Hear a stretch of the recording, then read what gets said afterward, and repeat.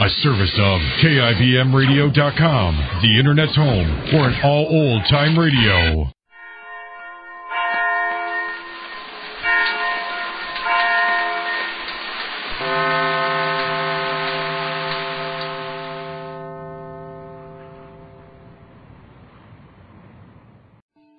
Jane Ace goes blithely on, preparing to enter the contest. Neal, who doesn't know the way Mr. Lorentz feels about Marge, has promised to help Jane.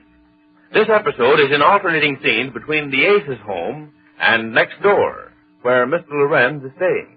But first to the Ace's, where we find Mr. Ace with his after-dinner pipe, Jane deep in a book. Listen. Jane, be a sport and reach up over that desk over there and get my pipe cleaner, will you? This pipe gets clogged up so... Jane, will you please? Oh, you and that movie stuff. Yes? What are you doing there? I'm trying to talk to you. Oh, I told you not to bother me. I'm reading this book about acting. Oh, then I suppose I'll have to get my own pipe cleaner. Pipe cleaner? How can you bother me with things like that? This book is hard enough to understand as it is. What's the book? Oh, it's a book about acting. I bought it today. What's the name of it? Acts of Congress. Acts...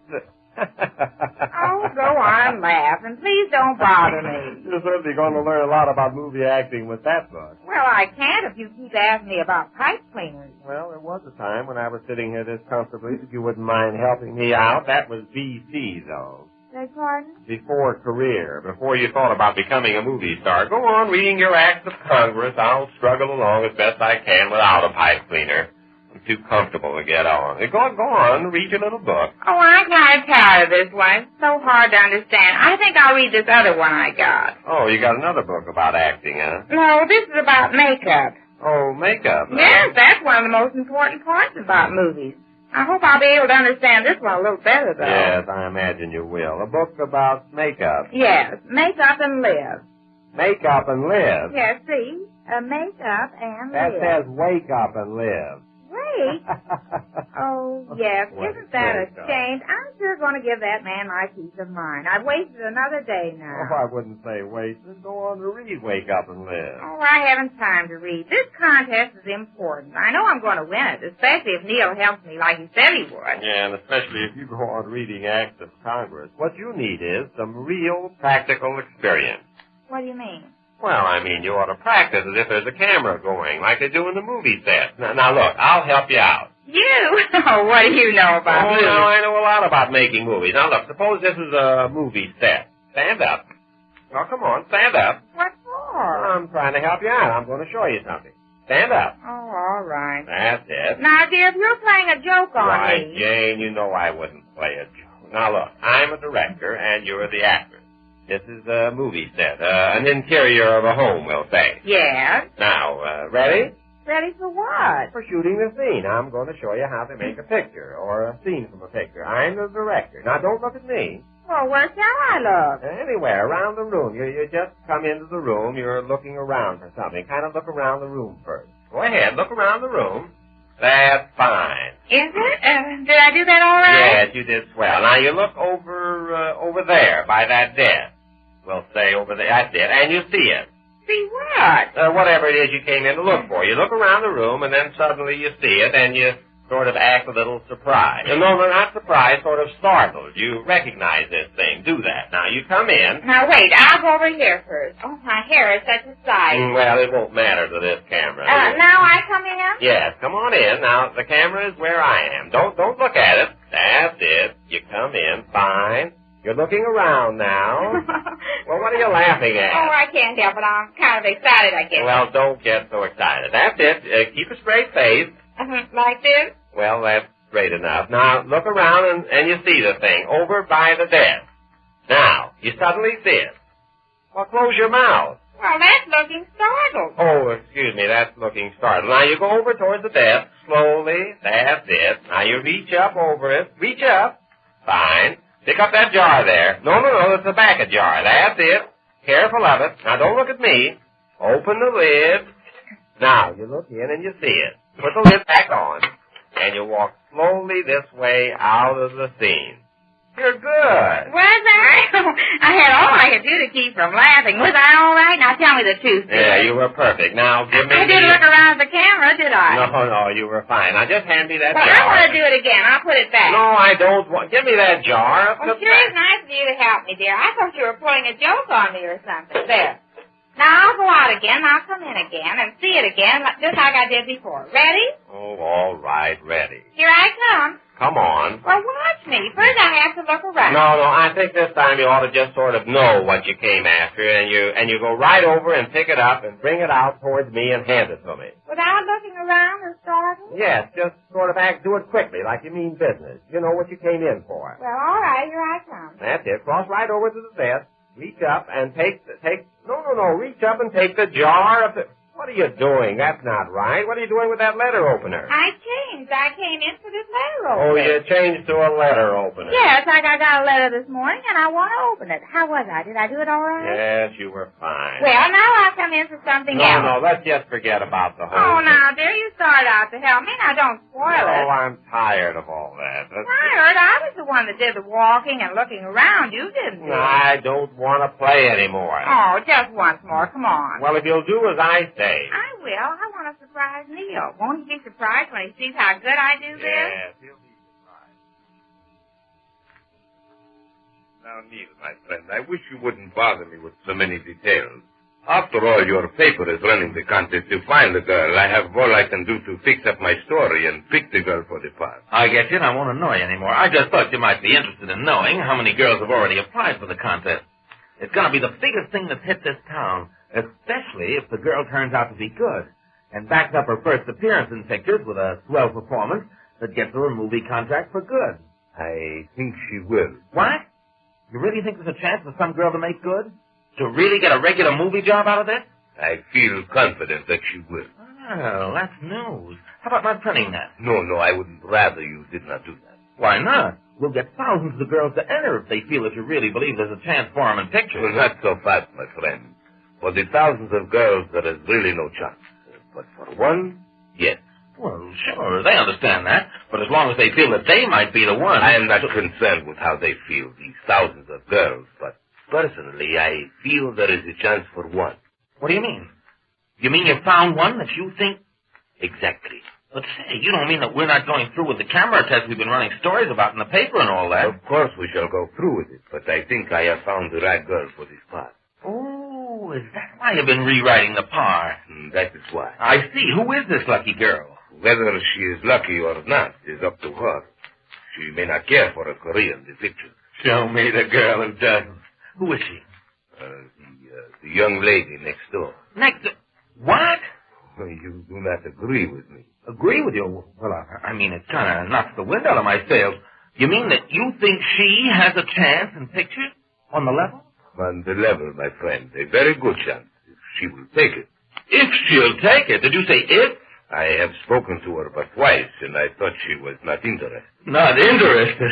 Say, if that's all that's worrying you, listen, your worries are over. Why, she even asked me to get a copy of the scenario for her so she could study it for the day that you make the test. She did? Sure. But look, Mr. Lorentz, I don't profess to know much about movies. I'm just a poor newspaper man. But do you honestly believe that she has a chance to go places in pictures? Many places and far-reaching. Well, give me that scenario, will you? I want to take it over and give it to her and break this wonderful news to her. Take the story, yes, but I would rather you did not tell her. What? A man in your position, one of the greatest directors in pictures, when he says that a girl Just the same, I do not agree to that. You must not tell her. Oh, have a heart, Mr. Lorentz. You are so impetuous, my young friend. But you don't know what this will mean to her. I am afraid it will mean very little. Very little? Your opinion of her possibilities in pictures? You're kidding, aren't you? Just the same, I ask you not to say anything. Just let her come of her own accord, and without the knowledge that I think she may have something. I would like to watch her as she really is, without her knowing my feeling in the matter. Okay, if that's the way you want it. Well, if this isn't a surprise to me. Talent is found in surprising places. I'll say it is. I'm going over and giving the part to study. How was I that time? Awful. Awful? What did I do? You walked over and picked up a book. Well, that's what I came in for. All right, that's what you came in for. Will you please forget about it? Forget about it. You said I was doing so good, and now Just deal me out from now on, will you? I've lost interest in it. Well, if you're not... Well, I can't make heads or shoulders of you. 1 minute you say one thing, and the next minute, well, I'm going to do it again. Now, I'll do everything you tell me. You'll do everything I tell you? Yes. All right. You're sitting in the room here. Sit down. Sit down. You said I Well, walk this in. is a different scene. You're sitting in the room here. And all of a sudden, you remember you forgot something, and you get up and walk out of the room. Walk out of the room, yes. Well, go ahead. Do it. All right, here I go. How's this? That's fine. Open the door there and go out. And the next scene is in this room 2 hours later. That's when you come back. All right, 2 hours. 2 hours? Well, now you see you're not doing what I asked you. Oh, well, that must be Neal. Just a minute, Neal. Neal, Marge isn't here. Well, he's coming to see me. He's going to bring me a copy of the story, so I'll know what to do when I take the test. Oh, he is. Oh, hello, Neal. Well, Jane. How are you, Jane? All right. You like the name I picked out for the movies, don't you? Any name you pick out is going to be all right for you. Hello, Ace. Hello. What brings you out here? Oh, I've been next door with His Highness. Did you bring me the story? Did I? A copy right off the press for you, Jane. Oh, stop calling her Jane. Well, friend, you're going to be proud to call her anything one of these days. Is this the story? What do you mean by that? I only wish I could tell you. Well, Janie, there you have it. Now, you get busy on it, study hard, and take it from me, your efforts are going to be rewarded. Oh, I'll study it. When do I have to take the test? They're scheduled for next week. They're going to take as many girls a day as they can for a whole week until we've used them all up. But don't you worry. Your test is going to be a special one. It is? Yeah, I'll bet it is. Oh, skeptical, huh? Well, you'll find out. Wait till you see this wife of yours on the screen with a director like Lorentz in back of her. Yes. You watch and see. Yes. You'll be packing up one of these days and going to Hollywood. Oh, yes. Think I'm kidding, huh? Yes. How do you think you're going to like it out in Hollywood? Oh, yes. Oh, he's going to like it fine. See, he's practicing to be a yes man already. Well, here's Yes. And wait until Neal finds out Mr. Lorentz has Marge in mind for the part. We'll learn more about that when next we meet the Easy Aces. Countdown for blast off. X minus 5, 4, 3, 2, X minus 1, fire.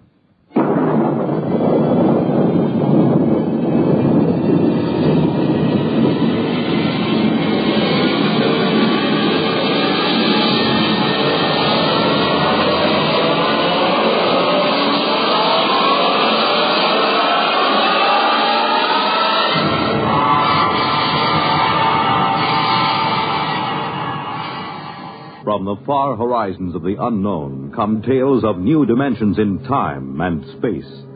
These are stories of the future, adventures in which you'll live in a million, could be years, on 1,000 maybe worlds. The National Broadcasting Company, in cooperation with Galaxy Science Fiction Magazine, presents X minus 1.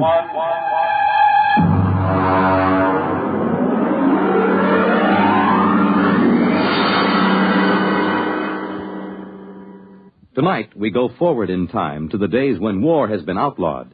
And in its place, there is a system of carefully controlled, legalized murder. The story, The Seventh Victim, by Robert Sheckley.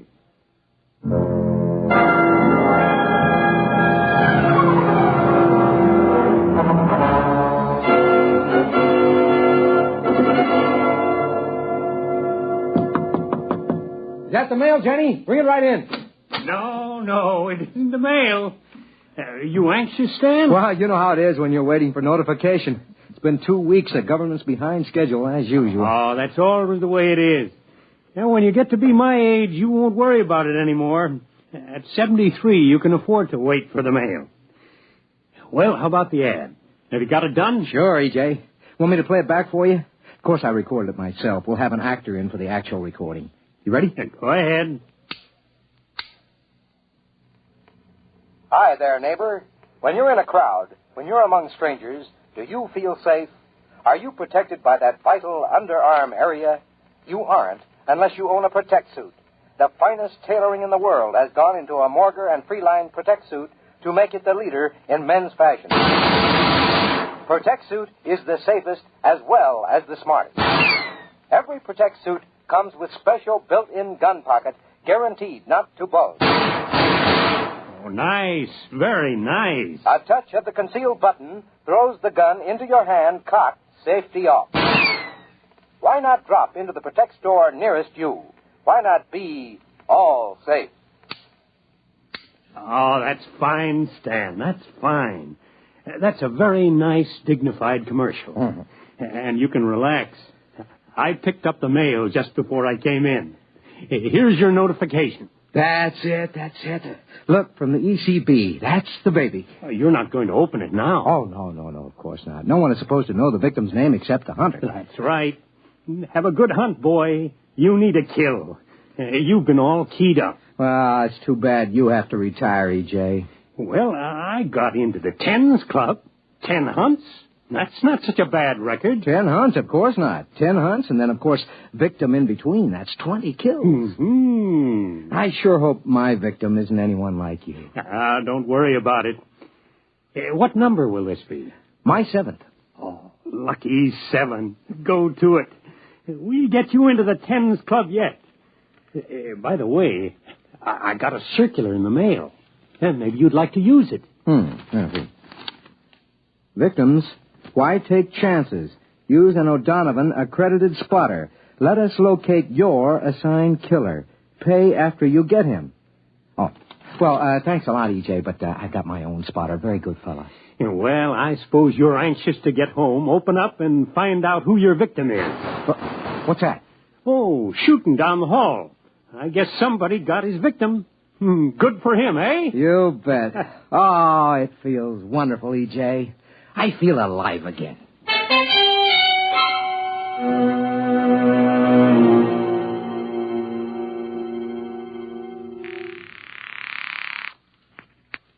Morrow's Garage. Hello, Ed. Freeline. Oh, hi, Mr. Freeline. I'm going out on one, Ed. Well, good luck, Mr. Freeline. I suppose you want me to stand by. Yeah, that's right. I don't expect to be gone more than a week or two. I'll probably get my notification of victim status within 3 months of the kill. Well, I'll be standing by. Good hunting, Mr. Freeline. Now, you be sure to save time for me now, Ed. I'd hate to be caught as a victim without a first-class spotter on my side, huh? Oh, now, don't you worry, Mr. Freeline. I'll be right there in your corner. I've got a couple of good ideas for an ambush that I haven't tried yet. Good. Well, I'll get back in touch with you right after the kill. So long.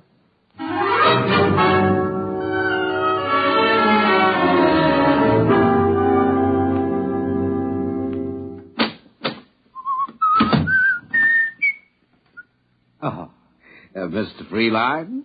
What are you doing in my apartment? Allow me my card. Emmanuel Gale, Emotional Catharsis Bureau. What do you want from me? Oh, just a standard spot check in reorientation. Oh, I see you've got your notification. Yeah, that's right. I haven't opened it yet. Do you mind? No, go right ahead.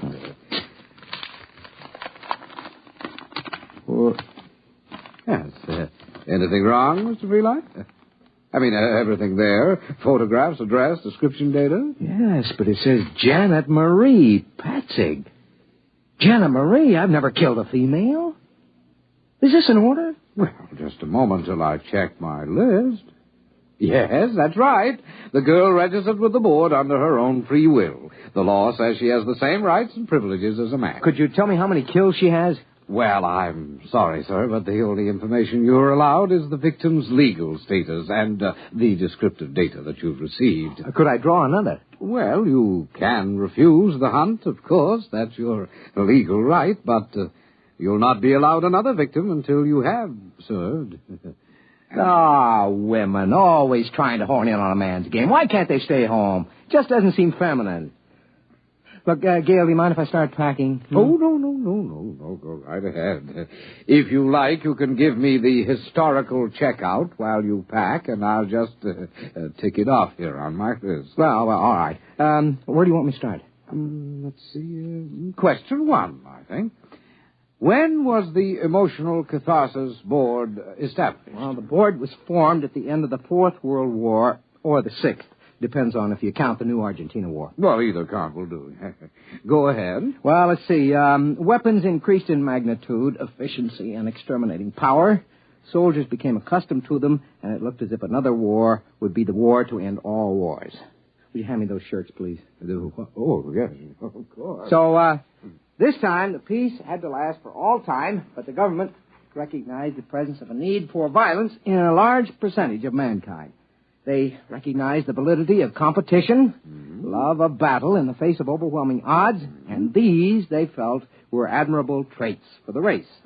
So their problem was to arrange a lasting peace that would stop the race from destroying itself without removing responsible traits. I'll just get a new toothbrush in New York. Very good, very good. All right, Mr. Freeline. Now, if you could run down the basic rules. Well, anyone who wants to signs up with ECB for a fine legal murder. Then, of course, he has to take his turn a few months later if he survives. The Emotional Catharsis Board picks the victims' names at random. A hunter is allowed 6 months to make his kill. Armament? Yeah. He's allowed to use a standard caliber pistol. He can wear no armor. Victim is allowed to wear armor and is allowed to hire spotters. Very good, very good. Now, we don't have to go over the penalties for killing or wounding the wrong man. I'm sure you know all that. Oh, it's a beautiful system, isn't it? All the people who want to kill can, and that's about 1/4 of the population. Those who don't want to don't have to. At least there aren't any more big wars, just hundreds of thousands of small ones. All right, Mr. Freeline, you're checked out for orientation. All the same, I don't exactly like the idea of killing a woman. But she did sign up, didn't she? Yeah, that's right. Janet Patzig in New York. Well, I'll be taking one of our Protect Suit specials. Have you seen one of these, Mr. Gale? When I actuate the mechanism, watch how fast the gun springs out at the ready. Oh, excellent. It's excellent. Ah, strange, isn't it, Mr. Gale? Each killing is a new excitement. It's something you just don't tire of, like a French pastry or women or drinking or anything else. Yes. And let's see, there. I guess that's it. Now a note for the milkman, and that's about all. Well, I'll be getting along, Mr. Gale. Oh, and good hunting, Mr. Freeline.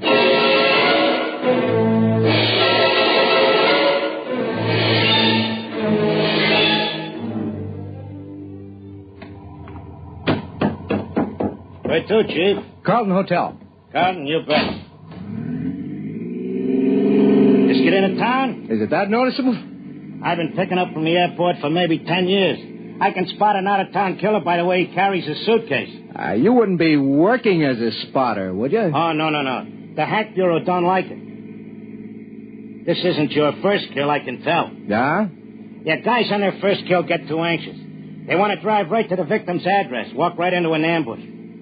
I'd say you had maybe 5, 6... 7. 7? Well, you haven't got too long to go before you get into the Tens Club. You ever been hunting? Nah, I can't afford it.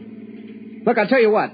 If you can just drive me around the Chelsea area, I'd just like to look at the streets. Aha, that's where your victim hangs out, huh? Sure, be glad to. You know what you ought to do, Mac? You ought to drop in at the Hunter Hunting Show at the Coliseum. They got everything. Bulletproof vests for victims, hats with bulletproof crowns. I seen an ad for a Malvern straight shot ECB approved. Carried a load of 12 shots with a deviation of less than 1,000th inch per 1,000 feet. Well, it sounds like a fine gun. And they got all kinds of trick things. You know, canes with 4-shot magazines, 45 caliber flashlights, all kinds of things. Well, those kind of novelties are all right for the first time, but the old-fashioned ways are the best. Hey, look at that. Somebody got it. I missed it. Nothing to see now. In about 4 minutes, the guys from the Department of Sanitation will carry away the corpse. Yeah. Well, this is the neighborhood, Chief. You want to give me the address? No, I'll just drive around. Okay, you're paying a meter.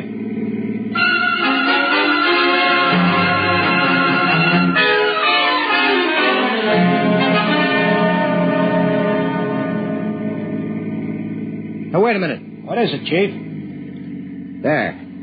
That sidewalk cafe, you see? Yeah, shall I stop? No, just drive slowly. There she is. Sitting at a table. You mean the victim is a dame? Yeah, she's just sitting there. She crazy, exposing herself in the open? Boy, that's sure no way to stay healthy. Not when you're a victim. Drive around the block. Okay. Well, she looks younger than her pictures. She looks sad. Wonder if she's been notified. Well, she's got to be notified, Chief. They can't send you your notice until her signed receipt gets back to the office. It's automatic. That's right. Isn't she even going to try to defend herself? Doesn't look like it. Here we come again. She's still there? Well, all I have to do is just ride by in a cab and pump a bullet into her. Okay, Chief, I'll go real slow. You be sure to allow for the motion of the car. No. Park across the street. Sure.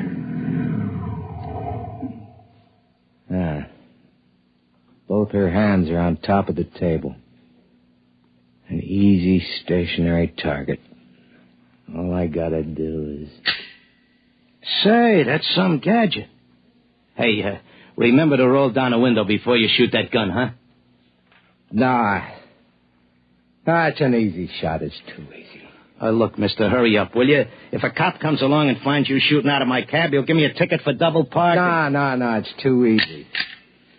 All my other 6 kills have been hard. My victims have tried every dodge. One of them hired a dozen spotters. I got them all. I dressed as a milkman. Hey, that's pretty clever. Nah, this wouldn't be a trophy. Here, put your flag up. I'm getting out. Okay. Going over to talk to her. She's your victim. I know. It's too easy this way.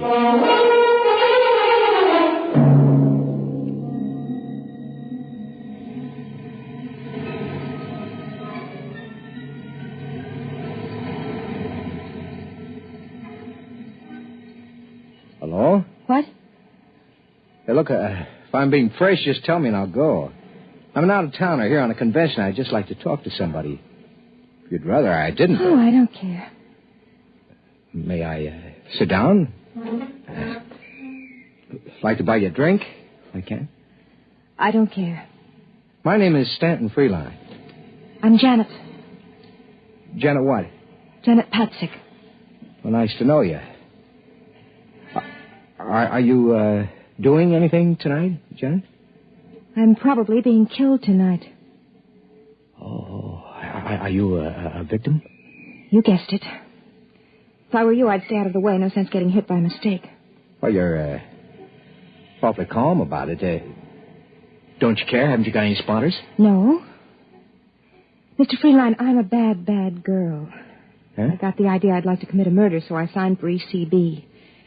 Then I couldn't do it. Oh, I am sorry. But I'm still in, of course, even though I didn't shoot. I still have to be a victim. Well, why don't you hire some spotters? I couldn't kill anyone. I just couldn't. I don't even have a gun. Well, you got a lot of courage coming out in the open this way. What can I do? You can't hide from a hunter, not a real one. I don't have enough money to make a disappearance. Well, since it's your own defense, I should think... No, I've made up my mind about that. This whole thing is wrong, this whole system. When I had my victim in the sights, I saw how easily I could... Oh, let's forget it. I'm glad you talked to me. At least it'll pass the time.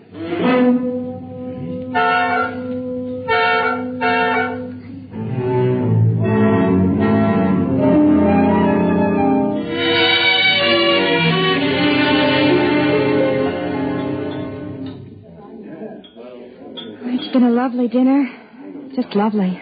I'm glad you liked it. I usually stop at this little place when I'm in New York. Do you come in often? Oh, on business. I'm in clothing, you know. What do you do? Oh, I'm an actress. Well, that's a laugh. I'm not really an actress. I'd like to be an actress, but none of the producers seem to see it that way. How old are you? 22. I've only been in New York for a year. You know, you're really being very foolish just sitting out in the open that way. Why, you're a hunter. Could come along and just pump a bullet into you. I know, but somehow I feel safe with you. Oh. Say, Janet, would you like to go to the gladiatorials with me tonight? We got about 20 minutes. We'd only miss the opening numbers. Well, I suppose so. Might as well, huh? Eat, drink, and be merry.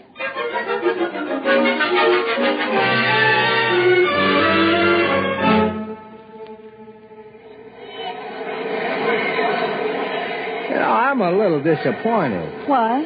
Oh, I thought the New York gladiatorials would be something special. It's about the same as Cleveland. Historical events, swordsmen and netmen, duels with sabers and foil. Isn't there any difference? Well, the duel to the death is the same in Cleveland as it is in New York. You know, that's funny. I used to think the gladiatorials were very exciting.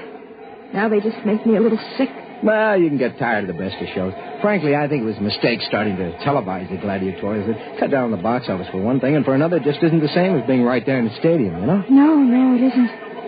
Well, you want to stay for the second half? Let me see. They got, bullfighting, lion fighting, bow and arrow, and dueling on the high wire. No, I've had about enough. All right. Shall I take you home? Would you please?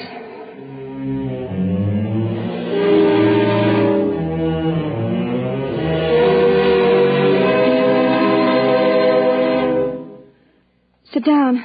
I'll fix you a drink. Janet. What? You're crying, aren't you? Oh, no, not really. It's just the thought that any minute from anywhere a bullet can come crashing into me. It makes me feel so soft and helpless. You are soft. Oh, Janet. You're leaving New York soon? I suppose so. Convention's only lasting another day. I'll be sorry to see you go. Send roses to my funeral. Janet. What? Janet, I don't want you to be killed. There's not anything you can do about it, is there? Janet, I love you. Oh, Stan. What is it?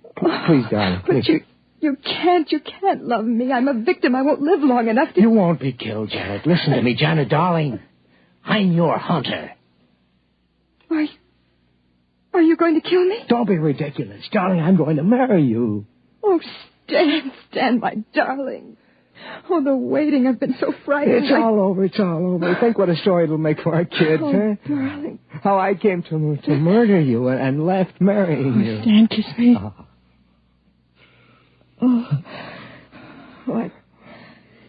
I think I'd better have a cigarette. Let's start packing. No, wait.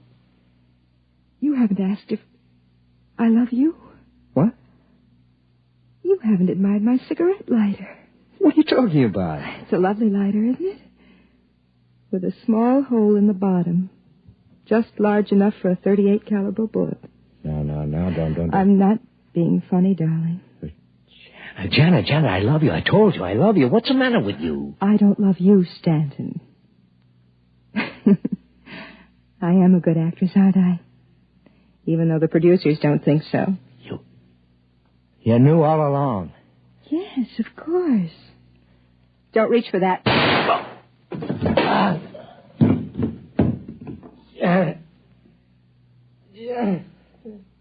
Yes, darling.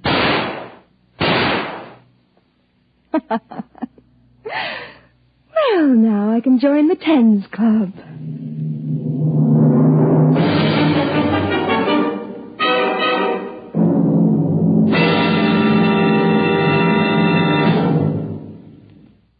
You have just heard X-1, presented by the National Broadcasting Company in cooperation with Galaxy Science Fiction Magazine, which this month features Once a Greach by Evelyn E. Smith.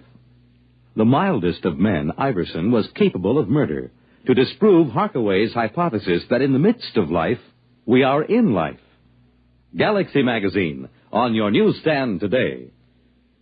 Tonight, X-1 has brought you The Seventh Victim, a story from the pages of Galaxy written by Robert Sheckley and adapted for radio by Ernest Kenoy. Featured in the cast, Lawson Zerbe as Freeline, Terry Keane as Janet, his killer, Frank Maxwell as the cab driver, Ian Martin as Emmanuel Gale of the Emotional Catharsis Bureau, Irv West as Freeline's spotter, and Arthur Hughes as his business partner. Your announcer, Fred Collins. X-1 was directed by Kenneth McGregor and is an NBC Radio Network production.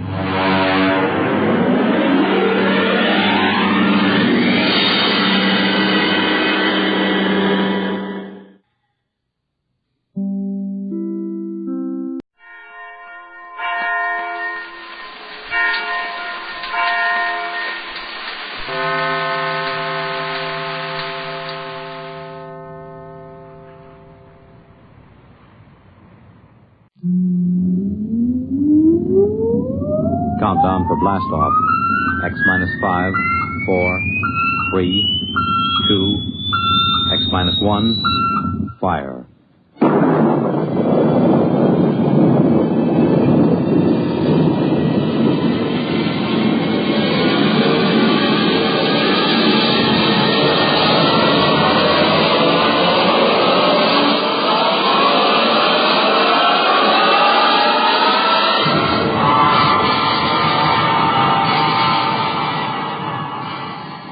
From the far horizons of the unknown come tales of new dimensions in time and space. These are stories of the future, adventures in which you'll live in a million, could be years, on 1,000 maybe worlds. The National Broadcasting Company, in cooperation with Galaxy's science fiction magazine, presents X minus 1.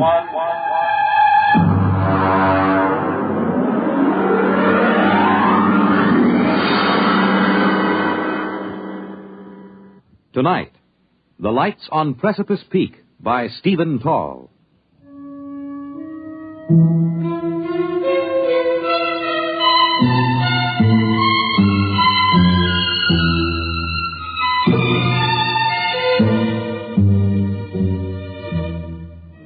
We were sitting on the porch of the lodge, the three of us, Chuck Evers, Royston, and myself. Chuck was smoking one of those 5 for a quarter stinkers he affects, but he let it go out as we sat in the darkness, stared across the narrow valley below us, then up again to the mountains of Bighorn Glacier, 6 miles away and 7,000 feet up in the thin, cold air. There it is. You see? Where? Well, follow my hand. I'll line it up with a tall pine tree on the first ridge. You see? Very small, dull red. It's been up there for about 5 minutes.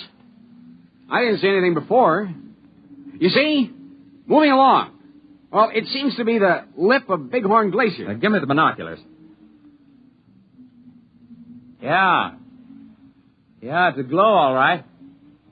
Small but definite glow. You want to see it, Royston? Thank you.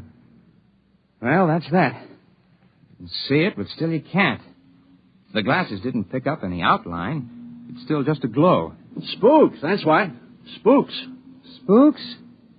Yes. Apparitions. Haunts. Hobgoblins. Ghosts. Banshees. Well, at least these mysterious lights of Precipice Peak make no sound. Are you sure? How do you know that every coyote that you hear is really a coyote?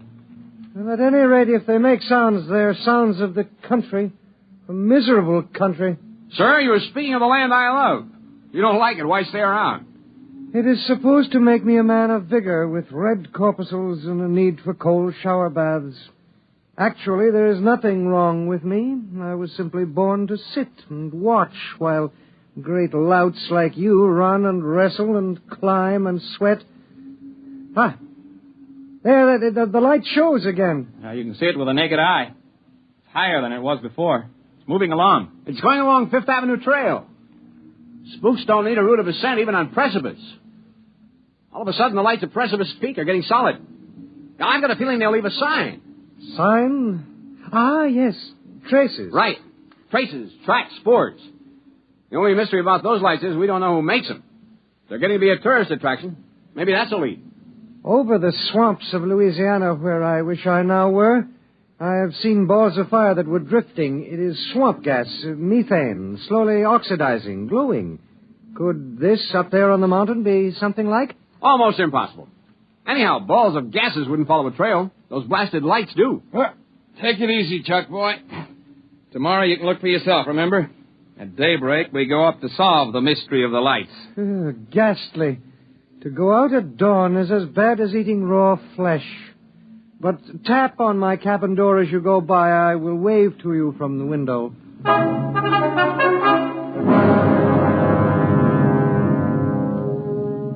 We were down the slope from the lodge and across the valley before the sun rose. Chuck and I swung along the trail. Felt good having your nailed mountain boots hitting the ground in regular rhythm. Ahead of me, Chuck set the pace, an easy, loose-jointed shamble that ate up the mountain miles. We were a good team for climbing. I took a deep breath when we crossed the ridge. At the switchback, Chuck broke his stride and leaned his long frame against a boulder. Well, tonight we'll be up where the lights are. Punch me if you see one first. Lights, nuts, there'll be none while we're on the peak. $5 says so. Well, I'm not a rich man, but I love a sporting chance. Here's my 5. It's a bet. Where'll we put him? Well, here. I'll empty this out. I got a tobacco tin. Stick it in here. Okay. Here's my 5. All right, we'll put it under the stone here. Nobody will find it under there. It's off the trail. All right now? If there are lights, it's yours. No lights, it's mine. Right? Right.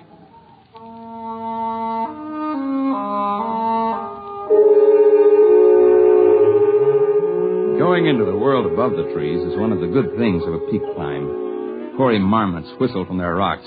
Conies scurried. Gray-barred ptarmigan crouched almost invisibly among the gaudy alpine fields of mountain sunflowers and tiny forget-me-nots. At dusk, we laid out our bedrolls on a level bit of tundra in the lee of a massive outcrop near Bighorn Glacier. We cooked a kettle of stew and heated the water for tea. Then Chuck walked away a few paces from the fire to empty the kettle. Ah! What's the matter? Stone turned under me. My ankle. Give me a hand. I got you. Oh, set me down again. Okay. Now let's take off that boot and the sock. Oh. Well, I have a feeling, my friend, that I will not climb that peak in the morning. Get the sock off and let's see how bad it is. Oh. Well, we'll pack ice on it and tape it in an hour.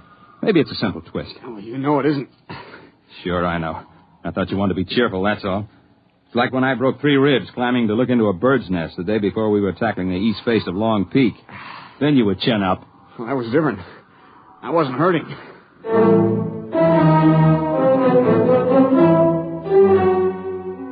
When the stars were out and the quarter moon rose from the plains, I got up from my bedroll seat by the fire. Chuck's ankle was taped, and he was easing it before him as best he could. Well, that's not so bad for a foot. It only hurts when I try to walk on it. Well, I'm going to have a look before we turn in. My 5-spot says there won't be any lights, but the technical crew may be monkeying around somewhere. Well, take it easy. I'll just skirt along the edge of the glacier. Back in half an hour. You take it easy. I know Bighorn Glacier. Its crevices are so consistent they're shown on maps. I carried an ice axe, but I didn't figure to use it. And I'd worked my way for a number of minutes along the edge of the moonlit ice sheet. I suddenly got the idea that I should cross it. The glacier had a good snow covering. The going was easy, and the view was something few men see.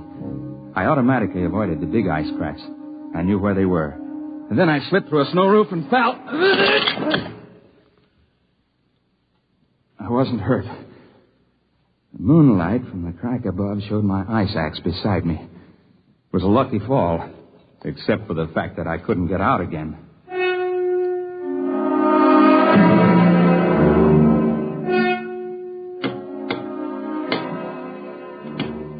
Time after time, I tried to dig hand and foot holes into the splintering ice wall. But I was squeezing my fingers, making no headway.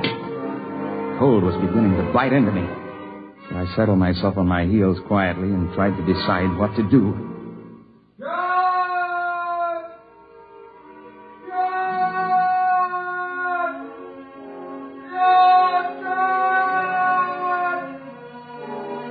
That was Chuck beginning to call. I knew if I answered, he'd probably try the ice himself, so I kept quiet. And after a while, he stopped calling.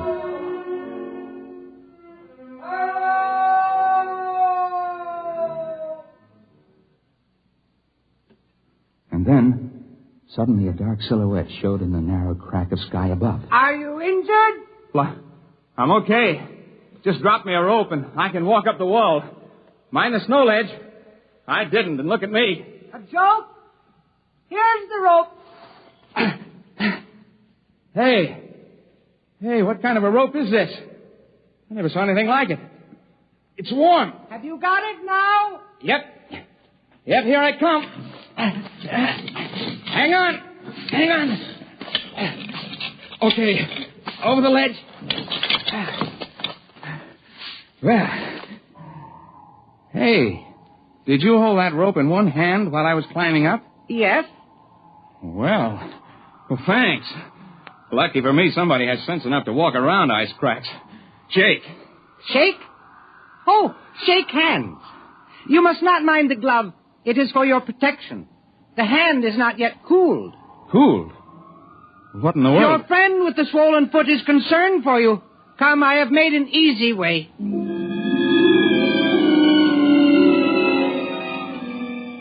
I've climbed mountains up and down the Rockies, but I confess, following this fellow, I felt like a tenderfoot. The man's odd voice and stilted phrases tantalized me, but I knew they were not entirely strange. There was the question of his hot hand. I dropped back a couple of paces. The man was setting his booted feet into a line of holes that had not been on the glacier earlier. I could swear to that. And as we approached the edge of the glacier, I could see him clearly, for he was surrounded by a dim red glow which grew brighter with each step. In a few moments, it was as if he were outlined in flame, and I could feel a warmth radiating from him. I wondered why the snow didn't melt under his tread. It's the boots! They insulate! Oh, I see. Thank you. Hey, you not only light up, but you pick brains. Both good tricks. A joke? I guess so. Only here on Earth are there jokes. We can never be sure about them. We, huh? I thought a gag like this would take cooperation. How many of you boys are in on it? We are 4. We had left the ice. We were threading along the little ledge that gave onto the boulder field. I noticed that the ruddy glow had faded completely, that the man up ahead was now simply a dark silhouette. We reached the tundra and spotted Chuck's tiny fire. He sat next to it, the tape-footed ankle eased on a pack sack before him. Well, hello. You took your time. I fell in a crevasse. And I owe you $5. Oh? Oh! You should put the more important statement first. But we can take that up later. I see we have company. Oh, yeah. This is Chuck Evers. I'm afraid I didn't catch your name. I am called Zell. Zell? Yes. Well, it's different anyway. That is because I am different. He can read your head like a crystal ball. And he lights up like a neon sign. Easy, boy. You slipped on the ice before. Sit down. Let's quit being funny. Let us all sit, and I will tell you why I am Zell. I will do it because I know when you repeat my words that you will not be believed. Now, listen. You listen. You came up to climb the peak, but also you came to see what caused the lights. If you had not had misfortune, you would have climbed the peak, but there would have been no lights. We would not have come. Hey, there's a light back up there where we were. You see? That red light on the glacier? Well, yeah. Yeah, moving across. That is Zor. We grew in the same membrane. He is erasing our trail across the ice. Yeah, very smart. We can tell tales down there, but there won't be any proof, huh? That is correct. Chuck Evers, you are wondering about the statement that we grew in the same membrane? Well, yeah. Yeah, I was thinking that... I should have said that we are twins. Holy... You're right, John. It is telepathy. You weren't out of your head. The truth is simple. We have told it before, but no one ever believes. And it has not seemed wise to support our facts. We, Zor and I, with our companions Zim and Zet, are explorers. But we do not explore mountains. Here we rest and allow ourselves to behave normally. We explore in towns and cities where people gather. It is strenuous. We cannot tolerate it for long. Then we must go into seclusion and renew ourselves. Yeah, I know what you mean. 10 days in Denver and I feel like I've been staked with a short rope. I gotta get away. Your problems are simply a matter of preference. Ours are physiological. We cannot long maintain metabolic balance in the company of people. Thus, Jim and Zet are now back in the world you inhabit. When they must rest, then our turn comes. I will show you. This is a rock. You may call it granite. To me, it is food. So. Eat it in good health. Thank you. Among people, this would be conspicuous. You are not adapted to get oxygen from rock. We are. Well, I'll admit that's a tougher cereal than I'd want to try. But the point of the joke still escapes me. There is the matter of my body glow. I can control my body temperature, raising it and lowering it as I choose. The greatest difficulty when I am among you people is to keep myself down to human body heat. Normally it is much higher than yours. And when, due to exercise and metabolic speed-up, excess energy is accumulated, It is satisfying to us to radiate it, much as you get released by deep sighs, by long breaths, by stretching your limbs. Unfortunately, when we radiate rapidly in air, we glow. It has made us conspicuous. Yet your unawareness of us is a marvel. For creatures so well supplied with adaptation for sensation, you are indeed blind. You sound like an old professor I had once. I didn't understand him either. Zor is waiting by the glacier. We have plans for this time. When you return to the settlement below, it would perhaps be wisest not to explain the lights.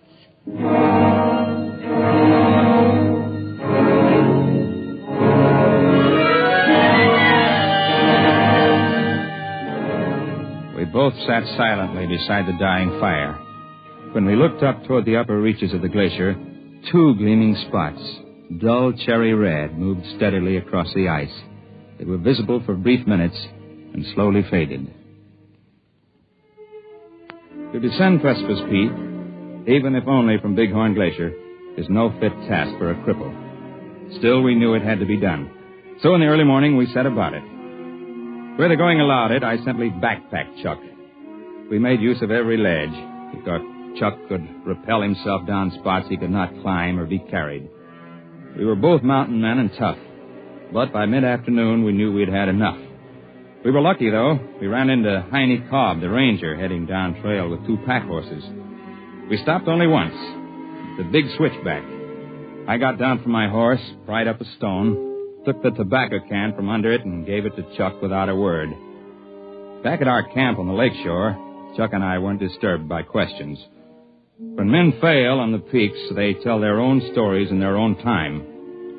Chuck's ankle showed quick improvement, and in a couple of days he was hobbling about. Only young Royston came to visit us. You have not been back to the lodge. Perhaps you are afraid to show your faces. People talk your arm off up there. Not many of them have the gall to come snooping around here. You cannot offend me. I was concerned for you. I was interested, so I came. Did you see the lights? No, nary a light. I told you they wouldn't show up when anybody was up there. You collected $5 from me, betting on the other side of the fence. You were the man who was so sure there'd be some sign. I do not understand. You are both confusing everything, and you are both lying. There were lights on the peak when you were there, and I have a feeling you saw them. They were quite a show from here. Well, this is the place to see them from. Closer up, you lose perspective. Well, I must go. Friendship means nothing to you, so I will take my small hike back to the lodge again. Actually, I came to say that tomorrow I leave this miserable place and go home. I've endured all the health I can stand. No, that's a different story. We're sorry to see you go, fella. My regards to the swamps. 10 to 1, when you get there, you'll wish you were back. This I very much doubt. Goodbye, John. Goodbye. Oh, there's a funny fella. Hey, what are you doing? Just feeling the stone step where he sat. I thought so. He really liked us, but this time he was careful not to shake hands. Did you notice? Yeah. In spite of himself, he had reached his limit of control. His temperature is going up. Yeah, I guess it is. He never could see a joke. And remember how he'd say something and then wait, as if he didn't understand it? And then all of a sudden it would come to him? He'd wait to pick our brains for every new word. You mean Royston? Royston is a name out of a hat. When that lad really goes home, he'll go with his buddies up there on that peak. I wonder which he is. Zin or Zet?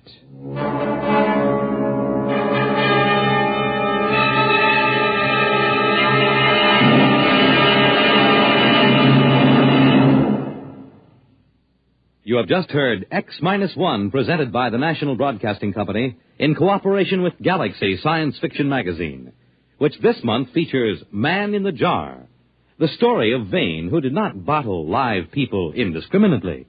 He had to have a sound business reason. Galaxy Magazine on your newsstand today.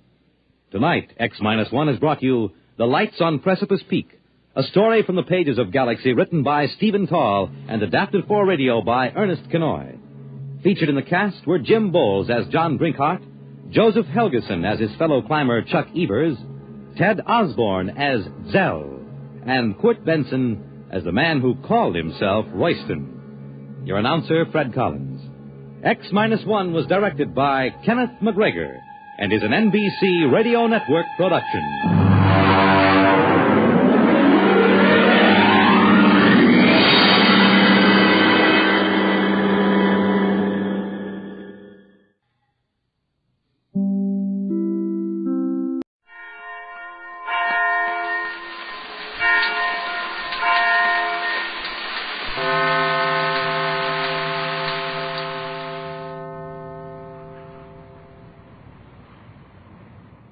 At last, the Gregory party have escaped from the magic island of Euclidia.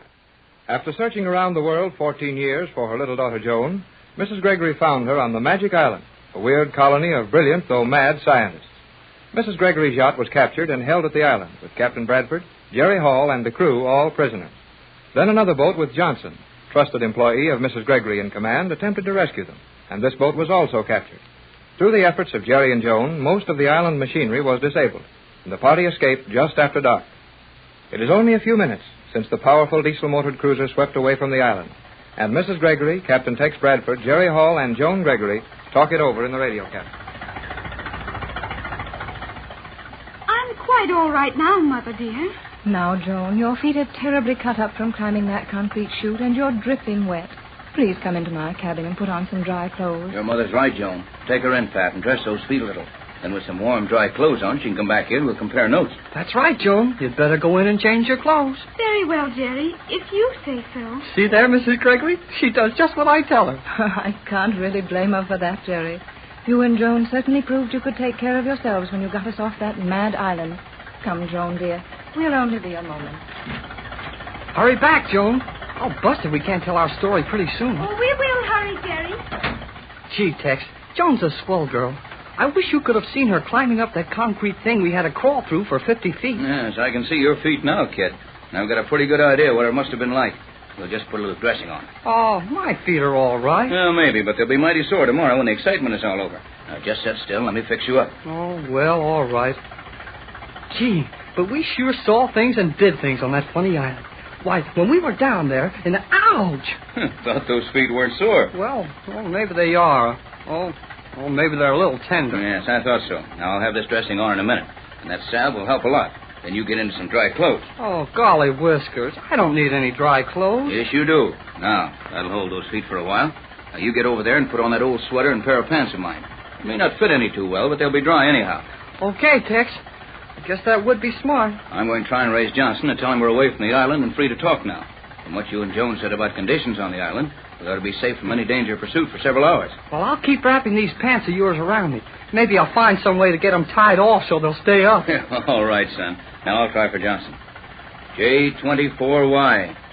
Calling J12C.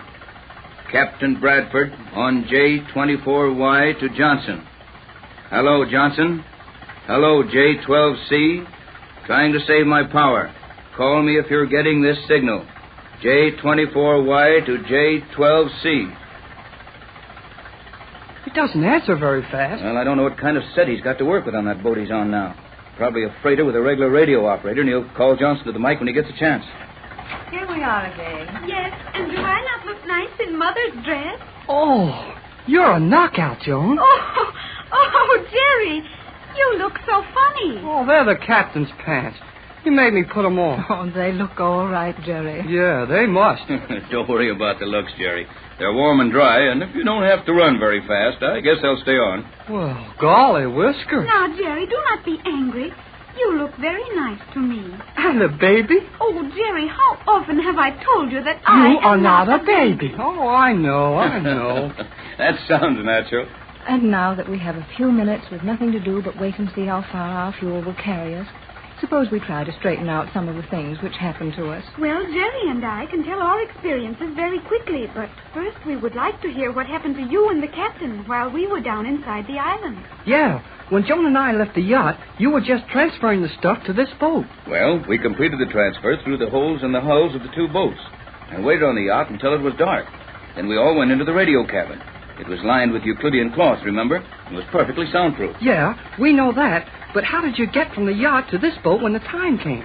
We knew that the Euclideans would have a guard on the pier watching the yacht, and we were afraid they knew that you two were down inside the island, so we tried to make it appear you were on the yacht. They knew where Jerry and I were most of the time, though the alarm gong did ring frantically from one level to another as they tried to locate us when we were escaping. There, Tex, didn't I tell you those bells meant they were chasing Jerry and Joan from one level to another? Looks like you were right, Pat.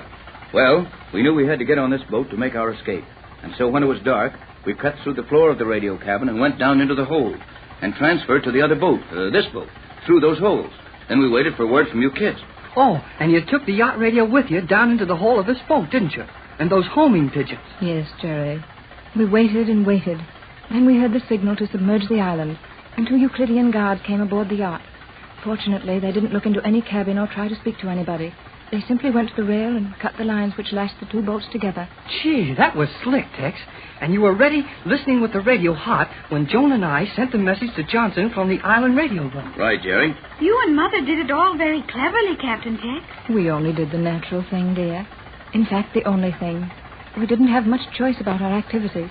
Now, you two tell us what happened to you. Well, when we left here, we went down inside Hey, wait a minute. One at a time. Well, thank you, Jerry. We went down inside the island and we... golly whiskers. I think we'd better referee this thing, Pat. Looks like it might expedite matters. Suppose you start, Joan. Yes, Mother. As you know, Jerry and I had 2 of the 300-second ray guns, which I had taken from the commander when gas put the Euclideans in the laboratory to sleep. So we felt reasonably safe. But the problem was how to get down inside the island without exciting suspicion, as we knew the Euclidean guard in the voice control chamber on the surface was hearing everything we said as we walked across the island. But Jerry solved that very nicely. How was that, Jerry? Well, I just talked good and loud about the formula you had given me to wake these men up with, and how we had to hurry to the laboratory with it. Of course, the guard heard me, and when Joan asked for the elevator, she got it quick. That was very quick thinking, Jerry. Oh, Jerry was very clever, Mother. Oh, you finally got that straightened out anyway. Jerry. Well, then we went into the sound channel on the 5th level, where we could talk in privacy. And I showed Jerry the scale model of the island. And from it, we planned our attack on the vital parts of the power and control system. Say, you 2 kids work just like a machine. Go on. But just as Joan and I were ready to leave for the power rooms, one of the Euclidean guards came in. Joan fired her ray gun like she'd shot me, and I fell down. Joan sent for the guard for orders about me, and we got out of there. And then we climbed down the ladder inside the elevator shaft to the 100-foot level. 50 feet down a dark elevator shaft? Yes, Mother. We landed safely, however. And by using the ray on a guard, we were able to get into the power rooms and shut off the electricity and flood the power rooms. And as Jerry flooded the rooms, I took out the fuses and threw them in the water. Great work, kids. But how about this submerging operation they just completed as we got away? How did they do that without power? I wondered about that, Joan, and you were too busy to tell me. The island may be submerged to a depth of 40 feet by gravity, aided by reserve emergency tanks of compressed air. Those Euclideans certainly thought of everything. But how did you get out of the lower level after the rooms were flooded? Well, that's where we had to climb 50 feet up the inside of a concrete and steel chute.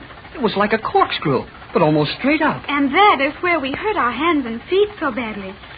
I could never have reached the platform but for Jerry helping me. Then we just took a chance and used a private elevator from the 5th level to the surface. And it comes up inside the control room. Joan used a ray gun to put another guard to sleep there. And we sent a message to Johnson that you heard. It was while Jerry and I were climbing up that terrible upright tunnel that you heard most of the signals ringing as they rushed from floor to floor trying to locate us. Gee, I hated to leave the commander in that laboratory asleep with G-47 and those other Euclideans, but Joan figured she would be safe there, and when we came back to take over the island, we could rescue her. She sure did a big thing when she let herself be put to sleep so we could escape. Yes, you bet she did. And we'll see that she's taken care of one of these days. Just as we'll take care of everybody on that island who wants to lead a decent life in our world. I think it's only G-47 and a few of his assistants who are really criminals. The rest are merely prisoners, doing the bidding of the scientists. That is true, Mother. The prisoner we brought from the control room is one of the scientists, however. One of the chief electrical engineers. And he is very dangerous and clever. Gee, have you got him locked up good, Tex? Locked up and guarded. The skipper and McLeod will handle him without any trouble. Well, that is the end of our story, I think, Captain. No, it isn't, Joan. It's only the beginning. We've got to know a lot about that island before we consider ourselves safely away. Yes, Joan, dear. For one thing, how long will the island remain submerged and more or less helpless? That will depend greatly on how long the captain's formula will keep them asleep. What if help doesn't arrive right away? I mean, what if we're without fuel and have to depend on what little way we can make with our makeshift sail? How much time will we have before the Euclideans will send a submarine or an airplane out after us? I think not later than daylight, even with most of the scientists asleep. Can they pump out those lower chambers and raise the island again that soon? Oh, yes, Captain. If any of the men left active understand it, and they undoubtedly will. You see, they carry enough reserve compressed air to drive the water out and raise the island without any electricity. Golly, Whiskers. Then we may not be doing so good after all. Johnson to J24Y. Quiet, everybody now. Hello, Johnson. Bradford. We're safely off the island, but short of fuel. Go ahead. Running for Los Angeles. Our fuel supply nearly exhausted. Left a lighted buoy on your course. We'll rush other aid as soon as possible. Give further news later. That's all. Hold your set on 6 meters. Better for this receiver. Sorry. That's all. Gee, he's not much help. Oh, Mother, what will we do now? Now, steady, kids, till I work this out. Johnson said 6 meters. He knows this set it weak at 6 meters. Something. Text. Code. Try every 6th letter. The 6 is for some good reason. Right, Pat. Every 6th letter. Fuel. Buoy. Other. Farther. Gee, that means he left a lighted buoy on our course with an oil drum tied to it. And that other farther means he's leaving lighted oil drums all along our course. Oh, that Johnson is a wonderful man. You bet he is. And we'll be a lot of miles from Euclidia at daylight.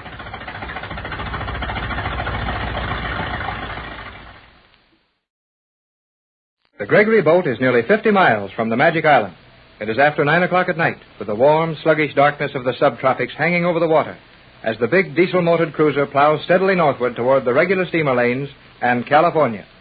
The escape from the island was entirely successful, but the Gregory boat is short of fuel, and those on board have no guarantee as to their margin of safety before the Euclidean scientists on the island repair the damage done by Jerry and Joan and set out after the boat.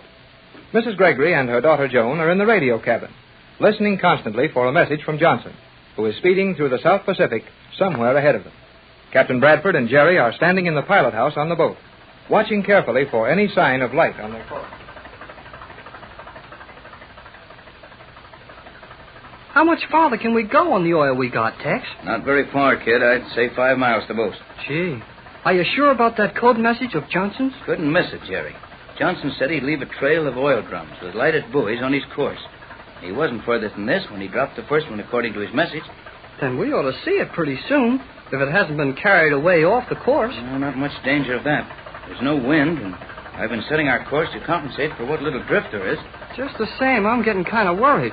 We couldn't do any more than hold her on a course with the little breeze we got. I know it, Jerry, but we'll just have to hang on and see what happens. Then if we do run out and haven't picked up the drum, we'll simply have to radio Johnson and ask him to turn that boat around and come after us. But his boat's on a scheduled run, and they've lost a lot of time over us already. True, but they'll come back if they have to. Of course, it's better for us if they don't, because Johnson is getting nearer a regular steamer lane all the time. And if he can catch a fast mail boat to Los Angeles, I can get in there and get busy on my formula. But if we get fuel enough, we can make better time on this boat than anything on the ocean. Why wouldn't it be better for them to wait for us and load us with fuel than let us tear on into Los Angeles? Well, you see, Jerry, well, I didn't want to alarm Pat and Joan with this, but Johnson's playing smart in more ways than one. He's got a mighty good idea of the sort of thing we've been up against. And he's afraid we'll still get caught and dragged back to that island. And if that happens, he wants to be free to go on into Los Angeles, get that formula compounded, come back to do a real job of wiping out that island. Oh, gee. Do you think there's any real danger of us getting caught before we get far enough away from the Magic Island? Yes, Jerry, I do. We saw enough things there to warn us that almost anything is possible where G47 and his men are concerned. Yeah, I guess that's right, all right. Maybe even Johnson hasn't got as much chance of getting away as he thinks he has. Why not? Well, we had the Euclideans thinking Johnson was on board this boat, but in the last hour we've been sending messages to him, and G47 will know where Johnson is. No, not exactly, he won't. You notice that Johnson refuses to even tell us what his position is. Though the instruments on the island would register his exact course from the island, I don't think they could even guess how far he may be along that course. They don't know the power of the set he's using. Oh, golly, Tex, this is the most mixed-up thing I ever heard of. Captain. Yes, Skipper, what is it? Light. Gee, Tex, a light. Let's go see what it's all about. Where away, Skipper? Starboard. Off the beam? Aye. Hey, I don't see anything out there. Oh, wait a minute now. Wait. I do. Yes, that's it. Signal the engine room for half speed. Throw that wheel hard over. That's a lighted buoy on an oil drum we've got to pick up. Aye. Hey, Tex, where you going? Into the cabin. Come on, kid. We'll do a little figuring.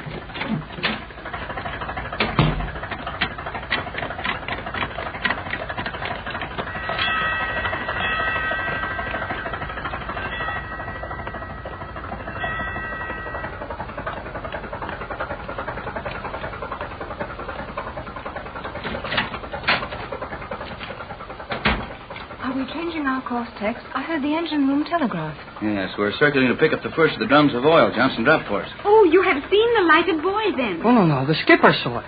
You know, that old guy may not talk much, but he navigates with his eyes open. You're right, Jerry. That's why the skipper is so valuable. Now we've got to do a little scout practice on the chart here and see why that buoy should be so far off our course. Hey, the motors have stopped.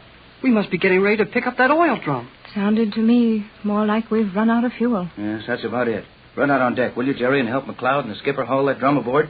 You may have to rig up a little canvas, too, to reach it if the fuel's going. Aye, aye, Cap. Come on, Joan. Oh, may I, Mother? Of course, dear. Stop in my cabin and put on a heavy sweater, though.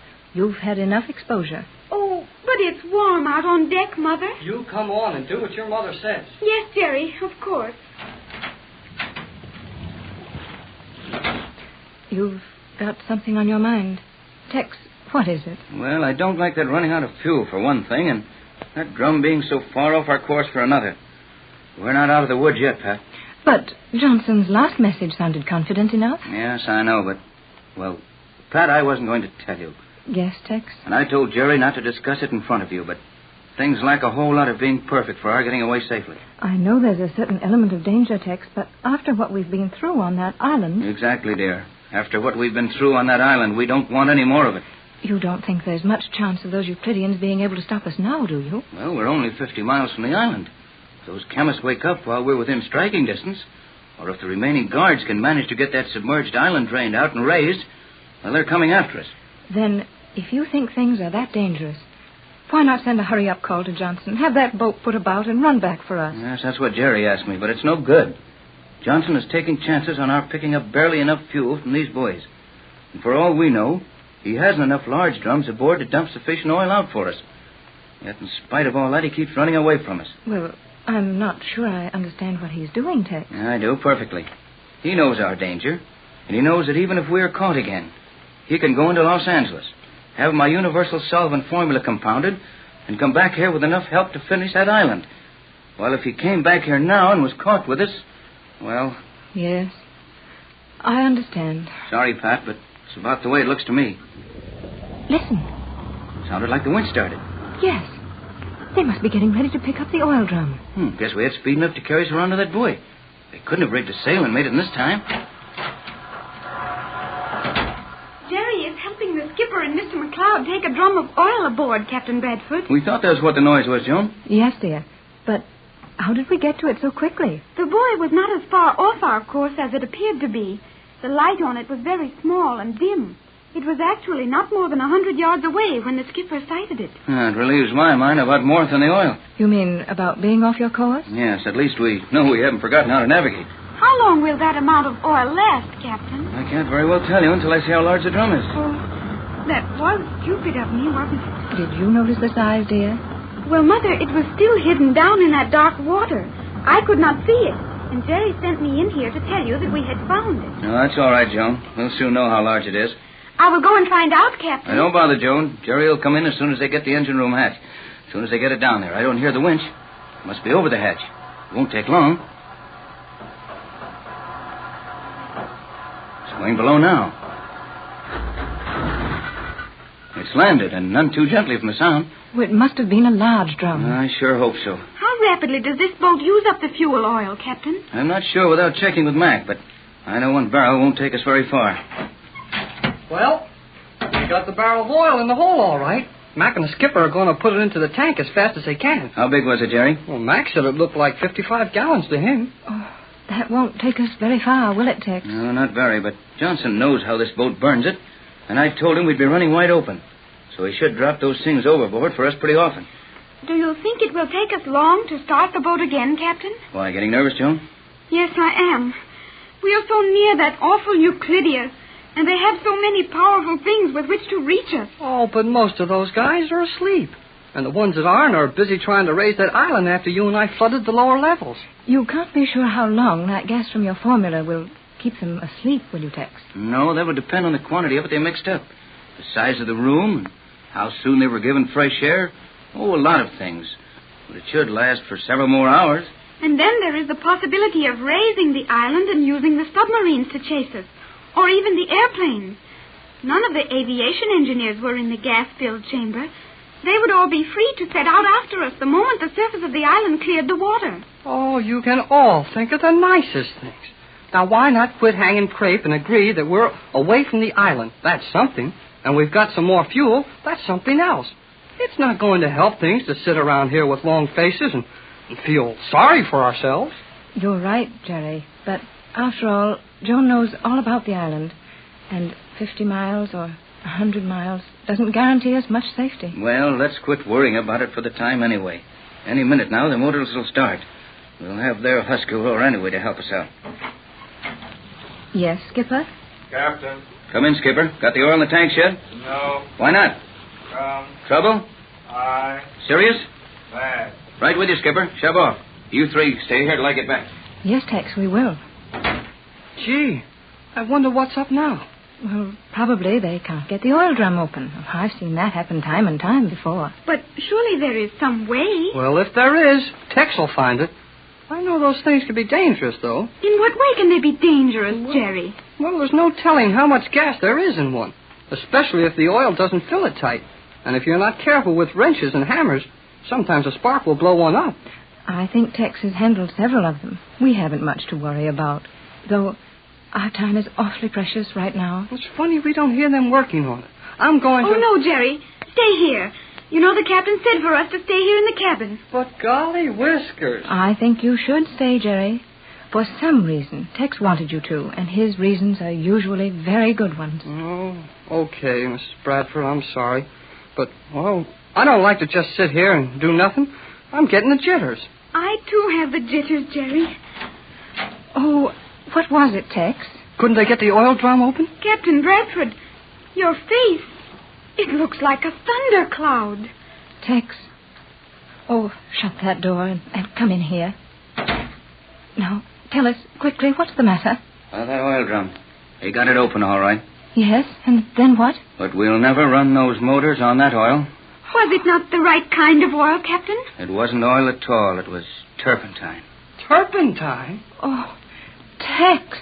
Then we can't move. No, we can't move. And we've gone just as far from that island as we're liable to go.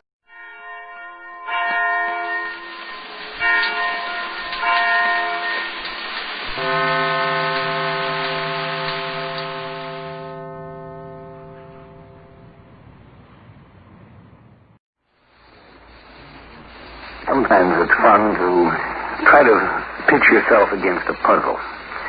Try considering tonight's story as a puzzle. It's a story about a monster. That's a familiar theme in science fiction and fantasy. But tonight's story deals with an impossible monster. See if you understand enough of the relationship of living things to figure out why this monster is impossible. When men go out into space, sooner or later in their explorations, they're going to meet somewhere, on some world, something that's mighty darn dangerous. And the real danger is that it might be brought home unknowingly. That's a kind of unpleasant thought at times. I wonder how deadly, how disastrous a thing might be brought home. It's past again. Marge, when is this brother of yours getting here? Midnight? Oh, Dave, don't start getting upset about it. Sounds a little late.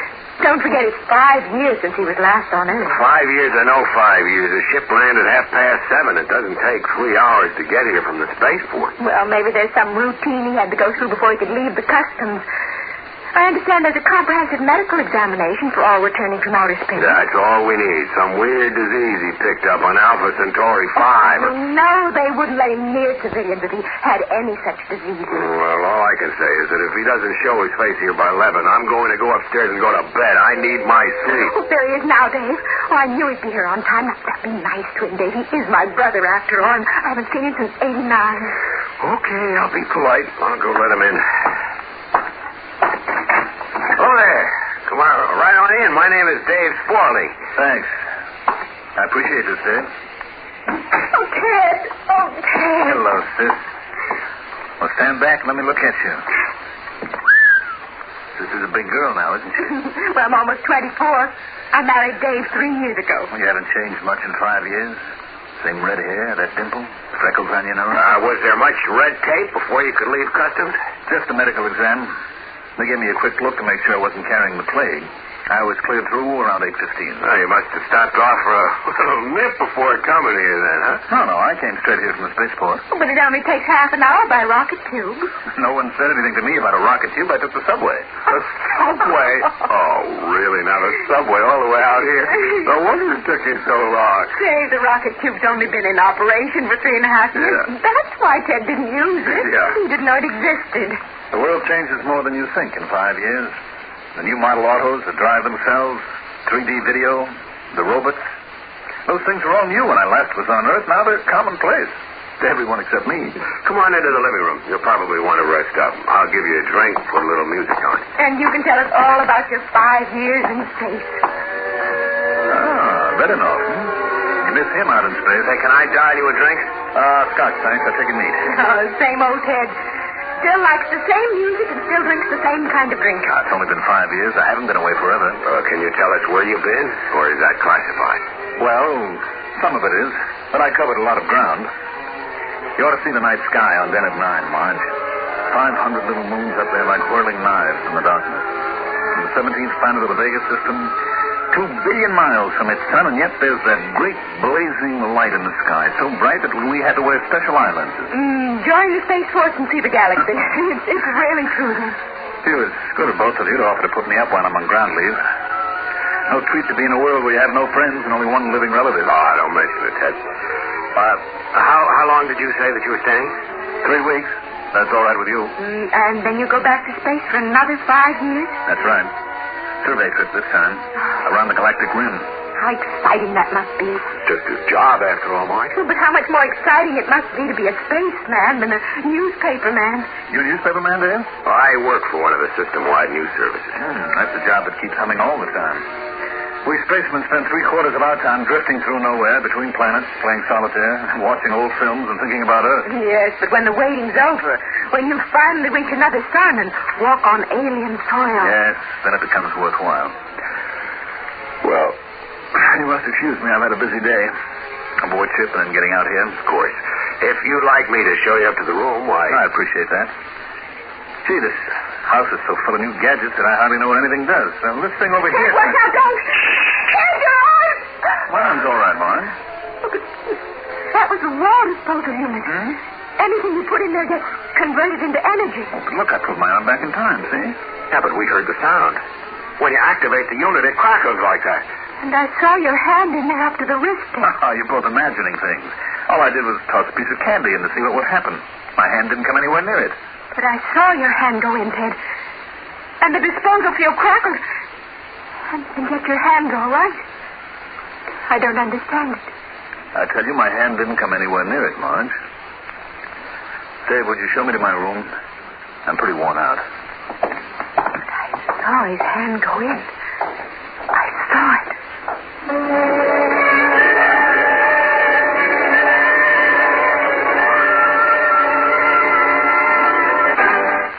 Living organism, anywhere, is to be able to meet its environment, to survive, to handle the situations it encounters, handle them at least well enough to maintain its own existence as a species. It's not so obvious that you can overdo that. But you know you can. He's all moved in upstairs to the guest room. Seems pleased with the layout. Well, suppose we turn in now, huh? It's past 11, isn't it? Dave, I'm worried. About what? That business about the disposal unit? Oh, it must have been our imagination. No, I saw him clearly put his hand into that field. But when he took it out again, his hand was whole. And there are other things. Like what? He's different somehow, Dave. Different? Well, sure he's different. 5 years. No, it's not just the 5 years. His voice isn't quite the same anymore. Something weird about the way he speaks now. And his eyes, they have a far-away look. He was never like that before. Dave, he's changed. And I'm afraid of him now. You're afraid of your own brother? I'm afraid that he isn't my own brother anymore. Oh, Dave, I don't know what I'm saying, I guess, but... Well, I do feel strange about his being upstairs. As if something dangerous had entered our house. What should I do about it? Go upstairs and ask him if he's a monster in disguise? Well, Marge, he's your brother, and you invited him here. No, but I'm worried. And what am I supposed to do about it? It really, believe me, it's all in your imagination. Dave, didn't you see him stick his hand into that disposal? No, I didn't. But you said... But Dave, you're just making that up. You saw it as clear as I did. What do you want me to do? Do you want me to go upstairs and ask him to leave? He can spend his furlough in some hotel. No, of course we can't do that. Well, then leave me alone. But would you do one thing for me? What is it? Go upstairs to his room. He probably isn't asleep yet, but maybe he's getting undressed. And try to get a look at him. My brother had a scar on his chest about 5 inches long, starting from his left collarbone and running down diagonally. He got it when we were kids. And see if the man upstairs has that scar, too. No, look, Marge, you said that he liked the same drinks and the same music he always did. So why... Why did you go upstairs and look? You could tell him you just stopped in to see if he was comfortable. This is ridiculous, Marge. Spying on your own brother to see if he's a thing from outer space. I'll feel happier if you go up. Oh, won't you, Dave? All right. If it'll stop you from worrying, I'll go see if he's awake.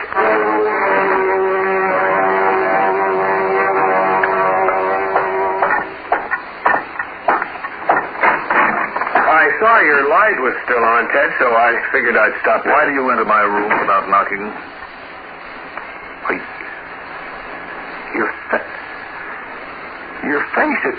My face is different? What? You look like me now. My face, that is, not yours. I'm simply practicing.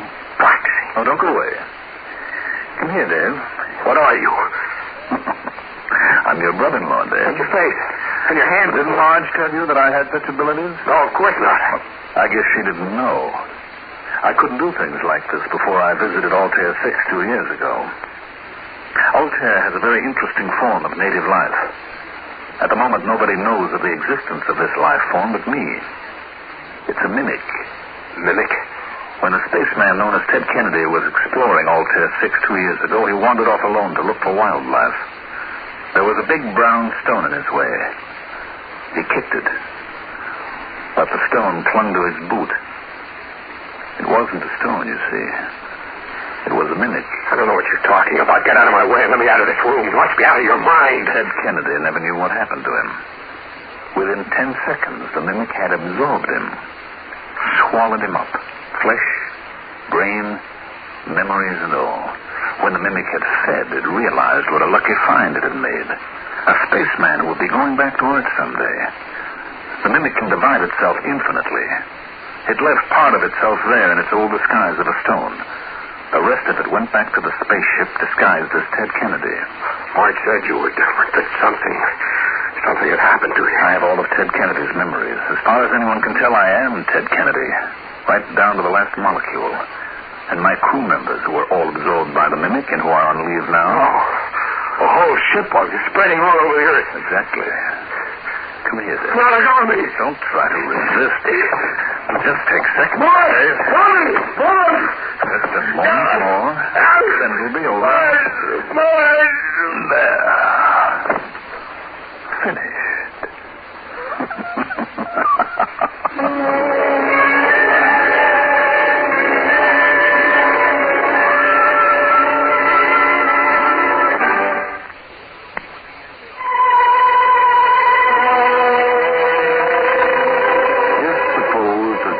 There was an island, and there were 1 million sheep on this island, and somehow a couple of tigers got on the island.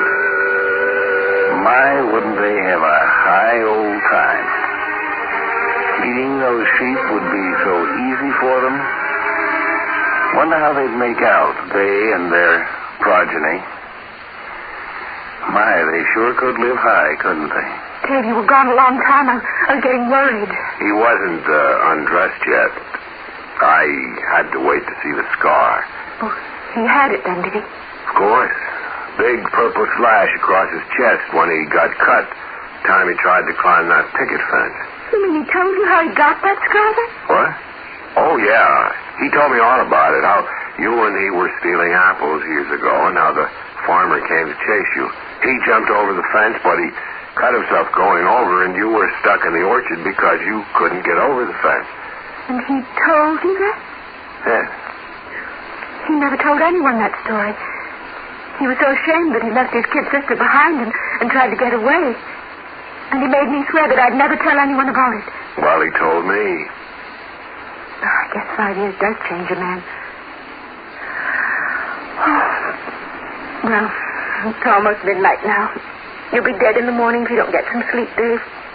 Come on, let's turn in. Just a minute, Marge. Dave, why are you looking at me that way? Here. But I am here. No, closer. Let me hold you in my arms. Oh, why so lovey-dovey here in the living room, Dave? Dave, you look so strange. Let me hold you. Dave, your eyes, you look different. What's wrong with you? What happened to you upstairs? What's going on in this house? Let me hold you, Marge. Let go of me. You're holding me too tight, Dave. Just a moment, Marge, and then you'll be one of us. Dave, what are you doing to me? Dave, I don't understand it. You're hurting me. Only a moment more before absorption, then you'll be part of it, like you and me and Ted, and soon the whole world. Dave, no! Marge. That's all there is to it, see?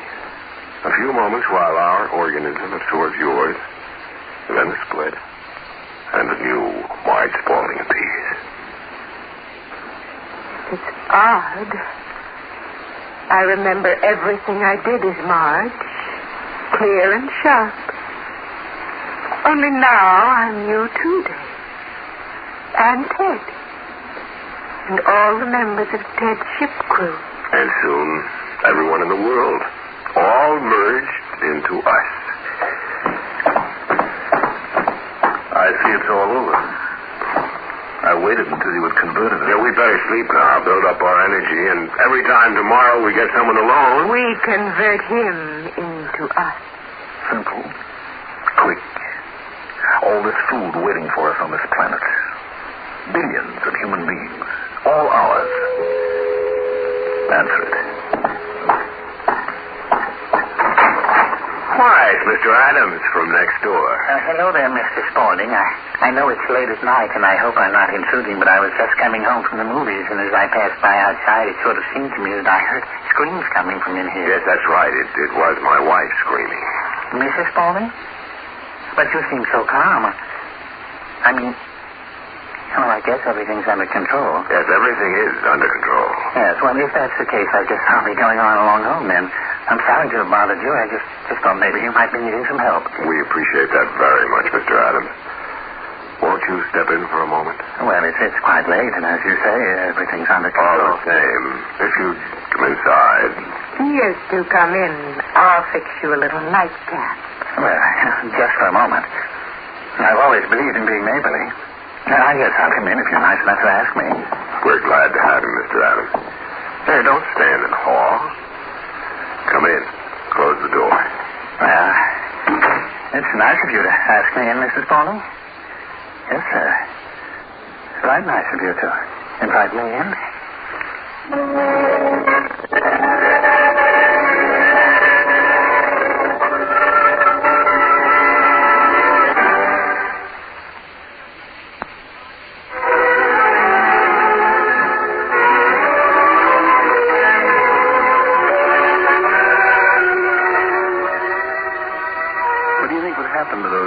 Tigers on that island with 1 million sheep.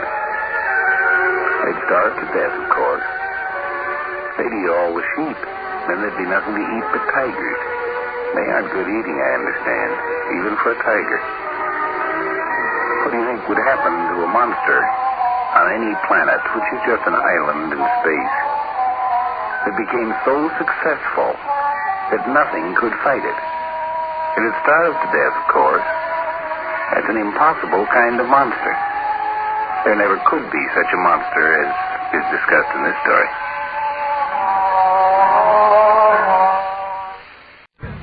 Kellogg's Pep, the super delicious cereal, presents the adventures of Superman. Faster than a speeding bullet.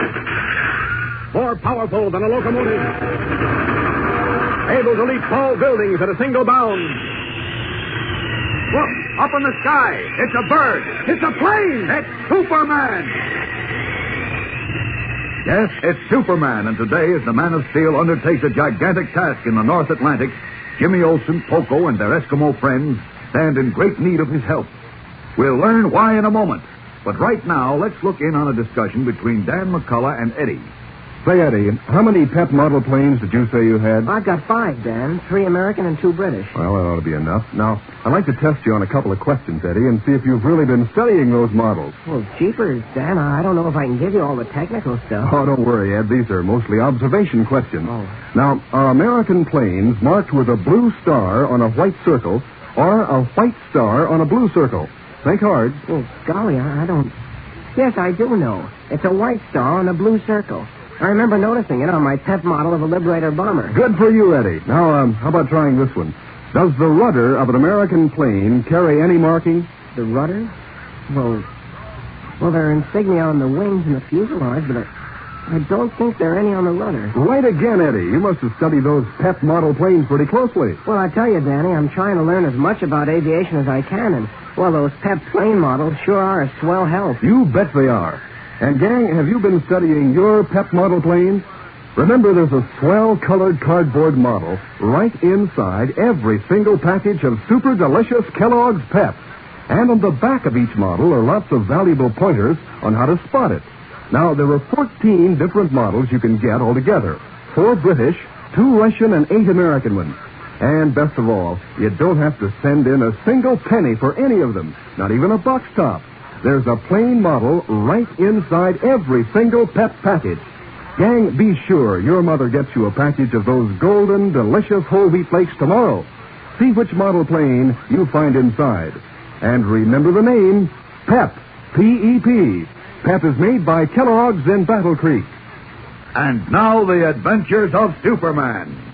When Jimmy Olsen and Poco, the little man who speaks in rhyme, flew from Metropolis in Poco's space shell, they crashed near the North Pole, where they were captured and condemned to die by German soldiers who had a secret garrison there. Meanwhile, tracing the space shell to the vicinity of Iceland, Superman was forced to postpone his search in order to combat a new and mysterious menace to our troop convoys. As we continue now, in one of the igloos within the snow-walled compound of the German garrison, Jimmy and his Eskimo friend Utak see a Nazi corporal coming to escort them to their execution. While Poco, exhausted, lies asleep on the snow couch, Jimmy and Utak resolve on a desperate plan. Listen. Now hear me, Jim Olsen. We must lure the evil Kabloonie into the igloo, out of sight of the other evil one. Well, how are we going to do that, Utak? Nuana, I do not know. But we must think quickly. Gosh, Look, if we act scared, if we say we won't come out... Naka, he will call others to help. Well, maybe not. He's got a gun and he knows we haven't. Come out, Eskimo, and the two Americana. Should I try it, Utak? Hey, it is too late to do anything else. Come out, I say. Okay, here goes. What do you want? Come you. Your time has come. You mean you're going to shoot us? Oh, no. I wish to give you the fearless iron court for bravery. Oh, friendship? Be quiet, Poco. But what is... Quiet, I said. Come on, quickly, or it will go the west with all of you. And nothing doing. You said before you were going to shoot us when the sun goes down, and it's going down now. Oh, dear. I feared it. I know you that one. Will you come out, or must I come in to kick you out like scared dogs? We do not wish to die. That's right. We didn't do anything. Then I will come in for you. Good. He crawls in. I will throw myself on him. You, Jim Olsen, seize his gun. Oh, okay. Oh, Jim, my friend, this is the end. Will you pipe down, Poco? This I will kick you every step of the way to the firing spot. Now, Jim Olsen, now. Do not fire the gun, or I will strangle you. Jim Olsen, his gun. Take it. Get it out of his chest. I did what I could. Now he'll be good. Oh, attaboy, Poco. You threw a strike with that pot. Hey, that one did well. Now, I've had the German shot. Come, let us go. Hey, wait. We just can't walk out of here. The others will see us. Of course they will. We'd better lie still. Oh, we can't do that either. The corporal was supposed to bring us to the firing squad. When he doesn't show up, they'll all come over here. Oh, we could reach the far igloo where my sister Neal is. And then the dog says just beyond. Wish for the moon. You'll get it as soon. I have the... One gun against all of theirs. Wait. I know. Utak, you're about the same size as this Nazi. Get his uniform jacket and hat on. Hurry up. Get that jacket and hat on. Then you can march Poco and me out of here, as if you're taking us to the firing squad. Hey. You have a wise head, Jim Olsen. It's all is sad and dangerous, too. They're sure to see us, and then we'll be through. Well, we're through anyhow, aren't we? Why, yes, I must confess. Well, and what can we lose? Hurry up, Utak. One moment.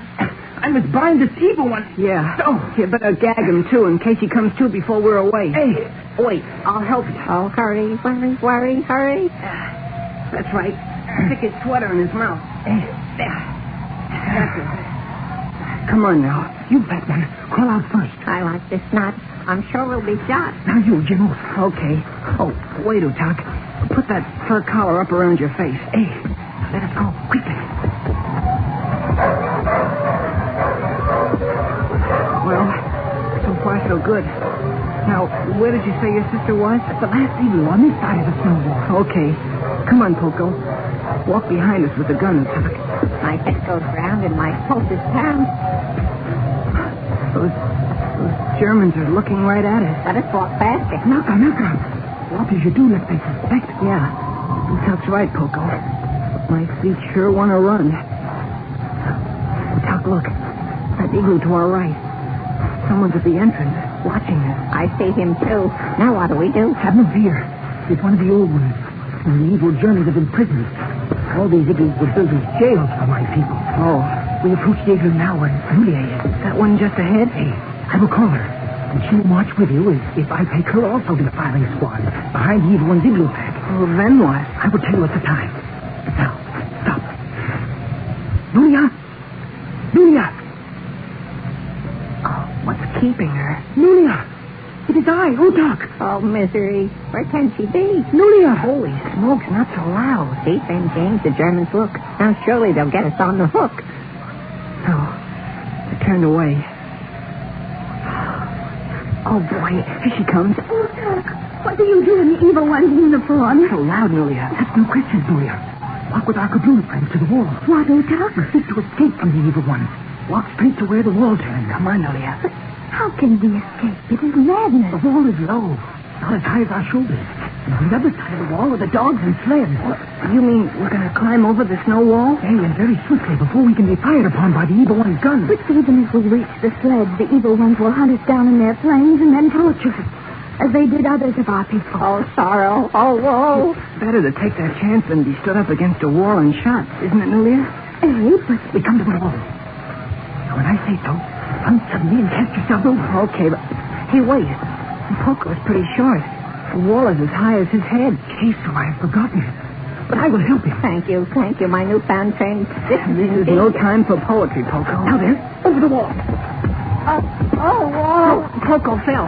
Here, I'll help you, Poco. Quick, Jim, up with you. Uh-oh. Quick, the knocking off. Hey, gosh, you're heavy, Poco. Too fat, Noel. Too high. Save yourselves and let me die. Nothing doing. Up you go. Hurry. How do you do it? Do up. Julia, the thread's in dark. Stop over now, Poco. We're over. Come. Utak, what's the matter? Get up. The evil one bullet struck me in the leg. Oh, gosh. Poco, give me a hand with I him. will indeed, yes. Knocker.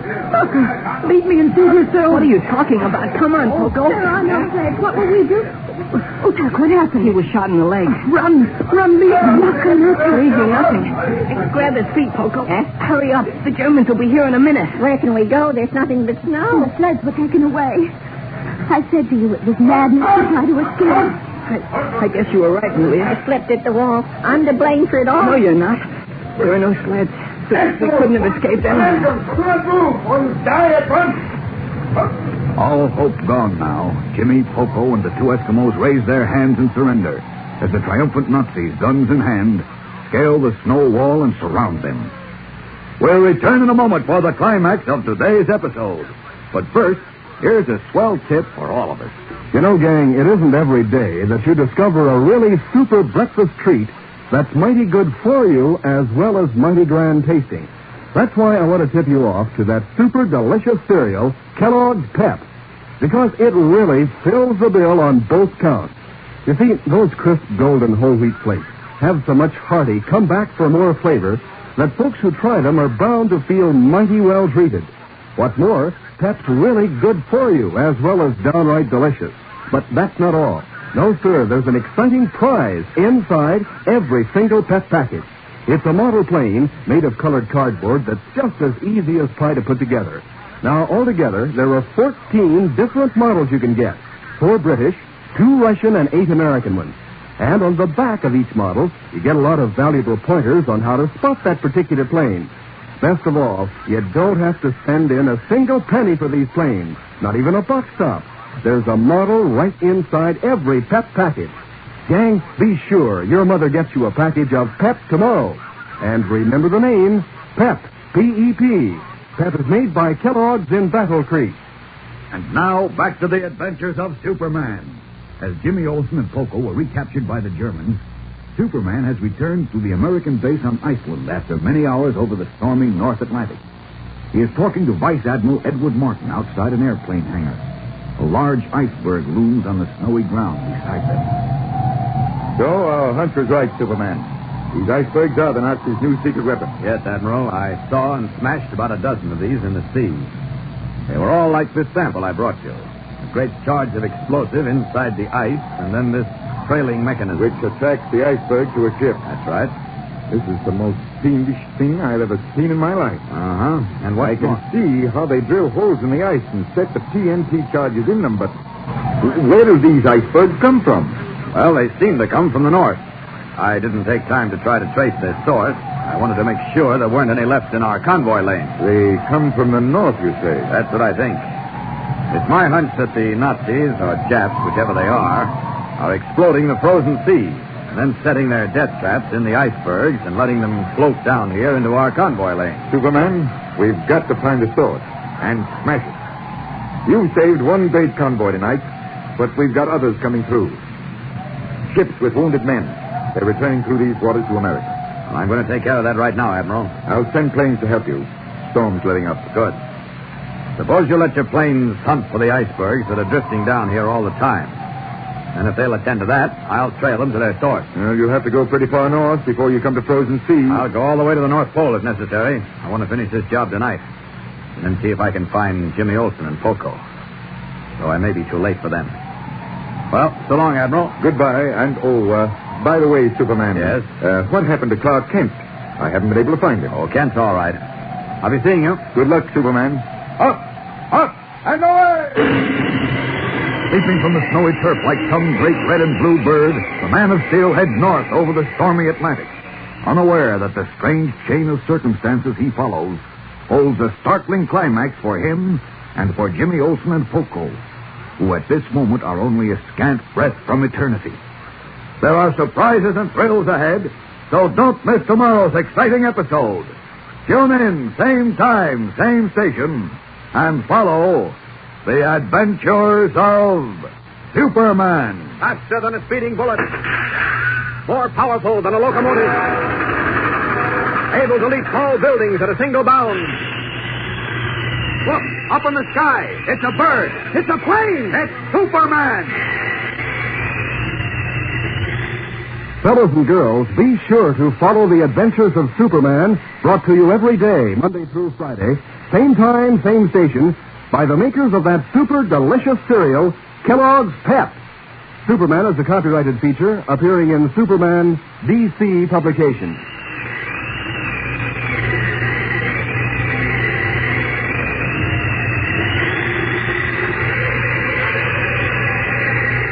This is Mutual.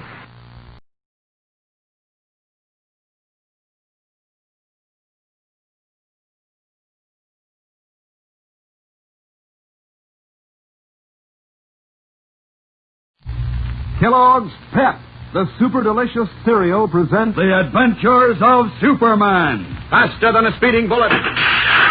More powerful than a locomotive. Able to leap tall buildings at a single bound. Look, up in the sky. It's a bird. It's a plane. It's Superman. Yes, it's Superman. And today we shall learn whether the Man of Steel can follow the trail of the icebergs to reach Jimmy Olsen and his friends in time to save them. There are thrills ahead, but first, here's Dan McCullough with a swell idea for us. Ever wish you had a chance to start learning about planes and aviation in general without having to go to a special school or even sending away for material? Well, gang, here's your chance right now. You can get a lot of swell aviation dope just by studying the nifty model planes that come inside all the Kellogg's Pep packages. That's right. You see, there's a really slick plane model made of colored cardboard right inside every single package of that super delicious cereal, Kellogg's Pep. And it sure is a help when it comes to learning about aviation. Now, there are 14 different models you can get altogether. 2 Russian, 4 British, and 8 American ones. And on the back of each model, there are lots of pointers about that particular plane, along with a general description of it. Best of all, gang, you don't have to send in a single penny to get any of these grand models, not even a buck stop. There's a plane inside every single Pep package. So be sure your mother gets you a package of those golden, delicious whole wheat flakes tomorrow. See which model plane you find inside. And remember the name, Pep, P-E-P. Pep is made by Kellogg's in Battle Creek. And now the adventures of Superman. When Jimmy Olsen and Poco crashed in Poco's space shell near the North Pole, they were condemned to die by Nazi soldiers who had established a mysterious garrison there. Trailing his friends, Superman arrived at Iceland, where he was forced to postpone his search while he tracked down a new enemy menace, icebergs filled with explosives which were drifting into our North Atlantic convoy lanes.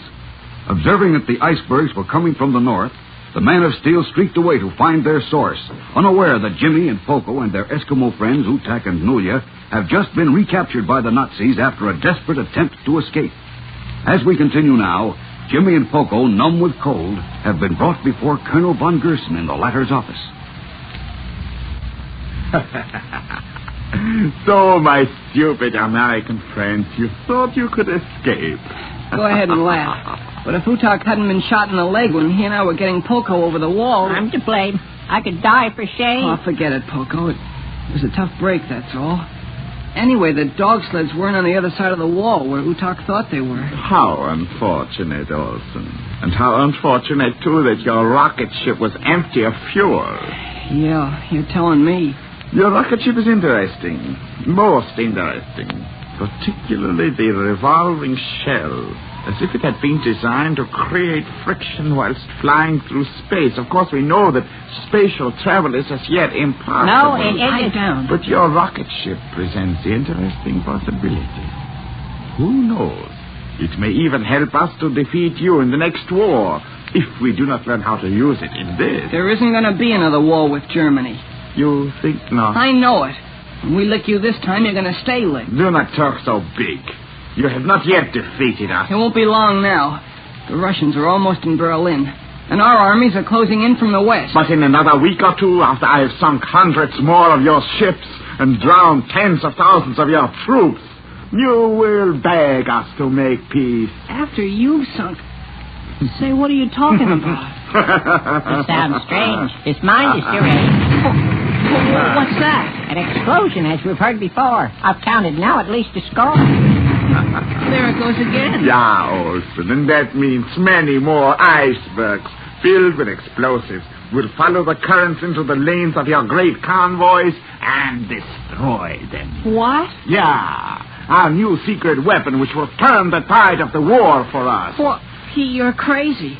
Icebergs don't have explosives. They have when we drill holes in them and set the explosives in, together with a mechanism which will attract the iceberg to a ship. But, leaping lizards. So that's what you're doing up here. We are indeed. And now say to me that we Germans are defeated. Say it. Oh, sure, I'll say it 10 times over. But not for long. The firing squad awaits you in the compound. Oh, sorrow. Oh, woe. I would come out to personally bid you farewell, but the severe cold depresses me. You're a villain. You will pay, if not tomorrow, then another day. Ah, this pleases me.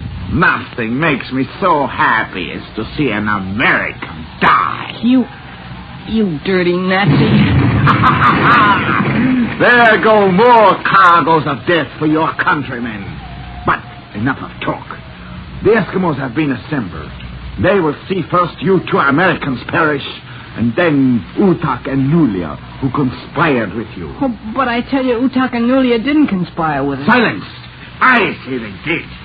This will teach the other Eskimos how useless is any resistance to us.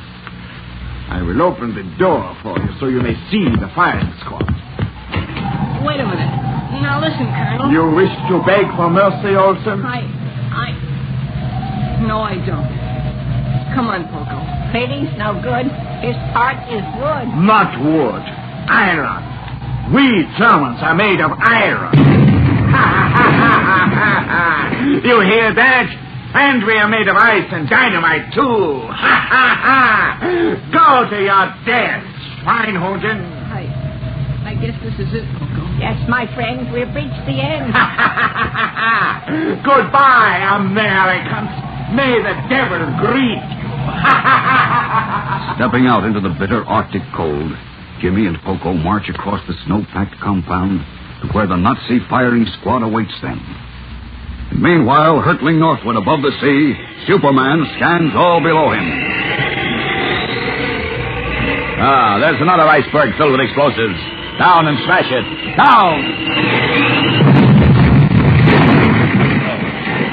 That does it. Now, up into the north again. Away! I ought to be somewhere near where those icebergs start from. Not much open sea left. Up ahead, it's frozen solid, so... Uh-oh, what's that? Working on the ice. They're dynamiting the frozen sea. And there's another crew. Drilling the icebergs and filling them with explosives. Oh, the end of the trail at last. Faster! Now they're going to get a surprise. Wait a minute. What's that farther ahead in that big snow yard? German soldiers. A firing squad. Quick, stop. That's Jim and Poco in front of that firing squad. Faster! Faster! Now, down and grab them. Down! Swooping down from the skies, Superman snatches Jimmy and Poco to safety even as the Nazi guns roar. Then, setting them down a mile away, he leaves them too stunned for speech and streaks back to teach the amazed Germans in the compound a grim lesson. Several hours later, once more in his guise of the mild-mannered Clark Kent, he enters the city room of the Daily Planet and proceeds to Editor White's office, where Jimmy is excitedly telling his story. Well, then Superman set him and Poco down, went back and collected all the Nazis and turned them over to the Eskimos. He did, eh? He said he... Oh, hello, Mr. Kent. Hello, Jim. How are you, Chief? Stop interrupting. What? Go on, Olson. You say Superman turned the Nazis over to the Eskimos? He said the Eskimos could hold trials for the Nazis and do whatever they wanted. He said that was only fair because it was the Eskimos' land and it had invaded and enslaved them, and now the Eskimos were liberated. It was up to them to settle their own affairs. Well, I think Superman did exactly right. Nice of you to say so, Chief. Are you being sarcastic, Kent? Who, me? Yes, you. And that reminds me. Where have you been for the past 24 hours? Why, I was looking for Jim and Poco. Looking for them where? In my backyard? Well, not exactly, no. Well, that's the last place I saw you. Well... And while you were beating the bushes around my house for Olson and Poco, they were at the North Pole. Yes, I know. You know? Yes. And I know about Superman defeating the Nazis' latest secret weapon, the hot iceberg. Hot icebergs. That's pretty good, Mr. Kent. You would think so, Olson. How'd you know about it, Kent? I was here when Superman brought Jim and Poco back in the space shell a couple of hours ago, while you and Lois were still looking for them. Where is Poco, by the way? No, what's the difference where that half-pint pipsqueak is? He went home to clean the house and cook my dinner. That's where he is. Oh, so you're a slave to your stomach, eh? Who's a slave to his stomach? You're a slave to your stomach. You said Poco was out of his mind and you wouldn't have him around anymore. You were even talking about sending him to an institution. That was before Poco. Yes, that was before Poco. And Olson explained why he was acting so peculiarly. Yes, so now everything's quiet and peaceful again. Yes, and it had better remain that way. We're all through with space shells and that sort of nonsense. We're settling down to the business of running a newspaper. Oh. Lois is in her office doing a story. Olson, you get to work and write up this crazy North Pole escapade. And you, Kent. Yes, teacher. Very, very funny. Now listen to me. I'm going to take no more nonsense from anybody. Is that clear? Clear as crystal. All right. Now, you come along with me, Kent. Yes, sir. And you get that story done, Olson. Yes, sir. And another thing. In the future, nobody goes out on an assignment without my permission. But nobody. Come on, Kent. Storming out of the office, Editor White leaves Jimmy speechless and a little puzzled. Why did Perry White particularly mention that no one was to go out on an assignment without his permission? We'll know in a moment, so keep listening. But first, let's hear from our good friend. Say, gang, I'll bet a lot of you have often wished that you could pilot one of the famous warplanes we keep reading about, haven't you? Well, I guess it'll be a long time before you can get started on that project, but here's a grand, easy way you can start learning about some of those planes right now. It's by studying the swell cardboard models that come inside all the Kellogg's Pep packages. That's right. You see, there's a nifty colored cardboard plane model right inside every single package of that super delicious cereal, Kellogg's Pep. Now, they're just as easy as pie to put together, and they're models of famous modern Allied warplanes. There are 14 different models you can get altogether. Exciting planes like the Russian Yak-4, the Curtiss Warhawk, the British Lancaster Bomber, the Douglas C-54 Skymaster, and many others. What's more, on the back of every model is a list of important pointers about that particular plane and information on how to spot it. Best of all, gang, you don't have to send in a single penny for any of these planes, not even a box top. There's a model inside every Pep package. So be sure your mother gets you a package of those golden, delicious whole wheat flakes tomorrow. And remember the name, Pep, P-E-P. Pep is made by Kellogg's in Battle Creek. And now, back to the adventures of Superman. Jimmy is alone in the empty city room where he has just finished writing his story. He's about to take it to Lois Lane's office when Beanie, the head copy boy, comes rushing toward him, obviously very much excited. Oh, hi, Beanie. What's cooking? Hey, Jim, hold up a minute, will you? Yeah, what's on your mind? And make it snappy, will you? I think maybe I got a good human interest story for you, Jim. Here, take a look at No, I'm not interested, Beanie. I just got strict orders. What do you mean? Orders from the chief. What kind of orders? Well, we can't go out on stories anymore without his okay. Oh, well, this ain't really a story, Jim. It's just a Look, I said I'm not interested, Beanie. How many times do I have to tell you? Okay, brush me off if you want it, but maybe you'll be sorry. This guy may be a goofus, but if he ain't a goofus, then it's the McCoy. What? I don't get it. Never mind. Forget all about it, Judge. Forget all about it. Okay, so I'll forget it. Shrugging, Jimmy continues on his way to Lois Lane's office, little realizing that the scrap of paper Beanie holds in his hand is the strange key to a baffling mystery. A lot's going to happen beginning Monday, so don't miss it. Tune in, same time, same station for The Adventures of Superman. Faster than a speeding bullet. More powerful than a locomotive. Able to leap tall buildings at a single bound. Look, up in the sky. It's a bird. It's a plane. It's Superman. Fellows and girls, be sure to follow the adventures of Superman. Brought to you every day, Monday through Friday, same time, same station, by the makers of that super delicious cereal, Kellogg's Pep. Superman is the copyrighted feature appearing in Superman DC Publications.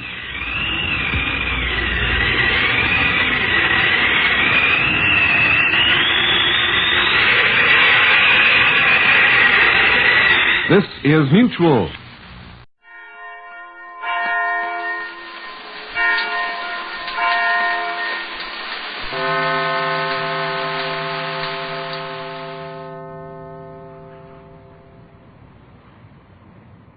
Kellogg's Pep, the build-up wheat cereal, invite you to rocket into the future with Tom Corbett, Space Cadet. Stand by to raise ship. Blast off -5, 4, 3, 2, 1, 0. As roaring rockets blast off to distant planets and far-flung stars, we take you to the age of the conquest of space with Tom Corbett, Space Cadet.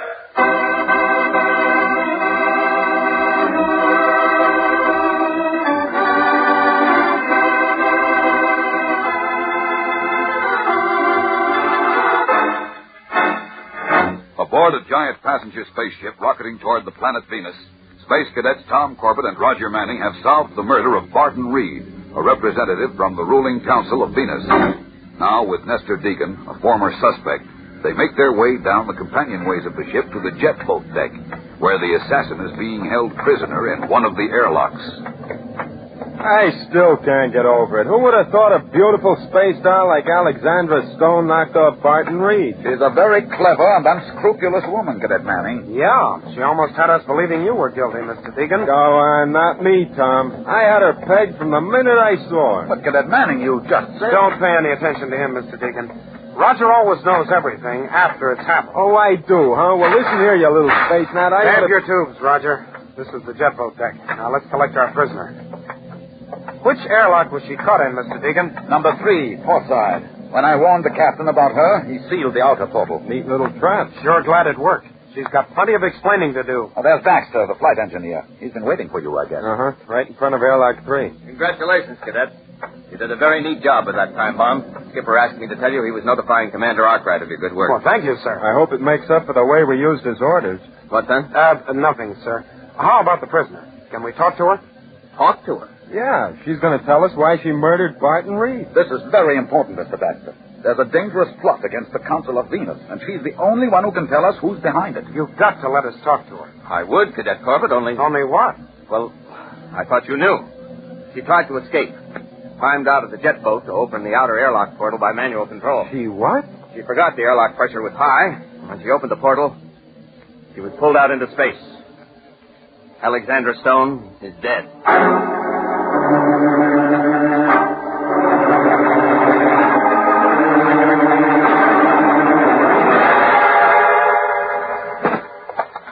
Find anything yet, Roger? No, not a blasted thing. Except that doll sure wore some classy clothes. No, forget the clothes. We need something important. Okay. Corbett, if we don't find anything here in Alexandra Stone's compartment, if we don't get a clue to the identity of her masters, the ruling council of Venus is doomed. Look, Mr. Deacon, what's this all about anyway? And how do you fit in? Who are you anyway? I think you deserve to know, Corbett, especially after what you and Manning have done. I am a special operative for the Council of Venus. I was assigned to guard Barton Reed on his flight to Earth. Oh? Yes, I know what you're thinking. I didn't do a very good job of it. But then I didn't know of his plans to switch uniforms with Manning when he first arrived. I see. But why did Barton Reed come to Earth in the first place? To get help from the Solar Guard in stopping a revolution that threatens Venus. A revolution? Yes. We don't know who the leaders are, and we don't know when it will begin. But undoubtedly it will be soon. If we could only find out who these men are and where they will strike, we can be ready for them. But how can a revolution succeed? The Solar Guard will throw everything into the fight. These men are looking for a quick victory before the Solar Guard can even organize a defense. Hey, Tom, Mr. Deacon, I got something, I think. What is it? Well, let's see, Roger. This scrap of paper. It was folded in a locket the doll had. Found it by accident in a jewelry case. Oh, funny. All it says is Atmosphere Station 5. Yeah. Now, why should she keep something like this in a locket? Mean anything to you, Mr. Deacon? No, except an atmosphere station is a vital part of life on Venus. Without them, we could never survive. Hey, you think those jokers behind the revolution intend to knock off the station? No, impossible. I don't see why, Mr. Deacon. The maintenance crews certainly wouldn't expect an attack. They'd be helpless. Well, perhaps you're right. Tom, as soon as we land, we'd better see what gives at that station. For once, you're right. No, you cadets have done enough. You must return to Earth now. Oh, no, we didn't come this far to quit now. But it may be very dangerous. It hasn't been exactly clear sailing up to now. No, Mr. Deacon. We're following through all the way. Very well, just as you wish, Cadet Corbett. But remember one thing. In dealing with these revolutionists, failure means death.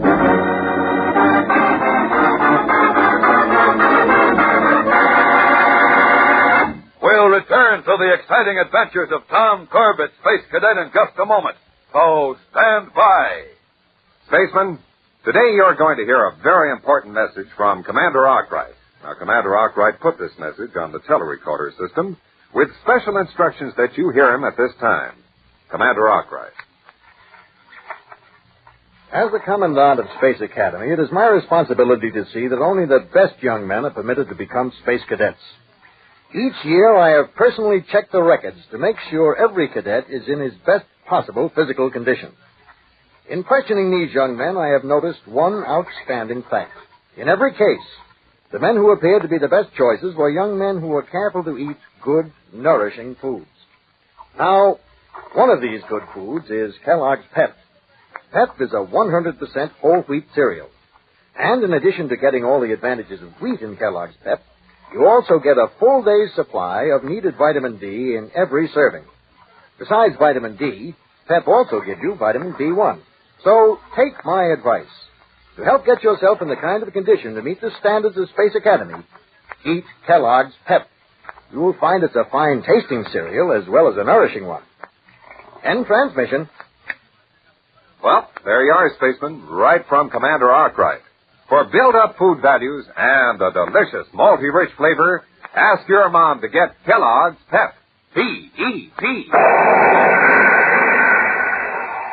Pep.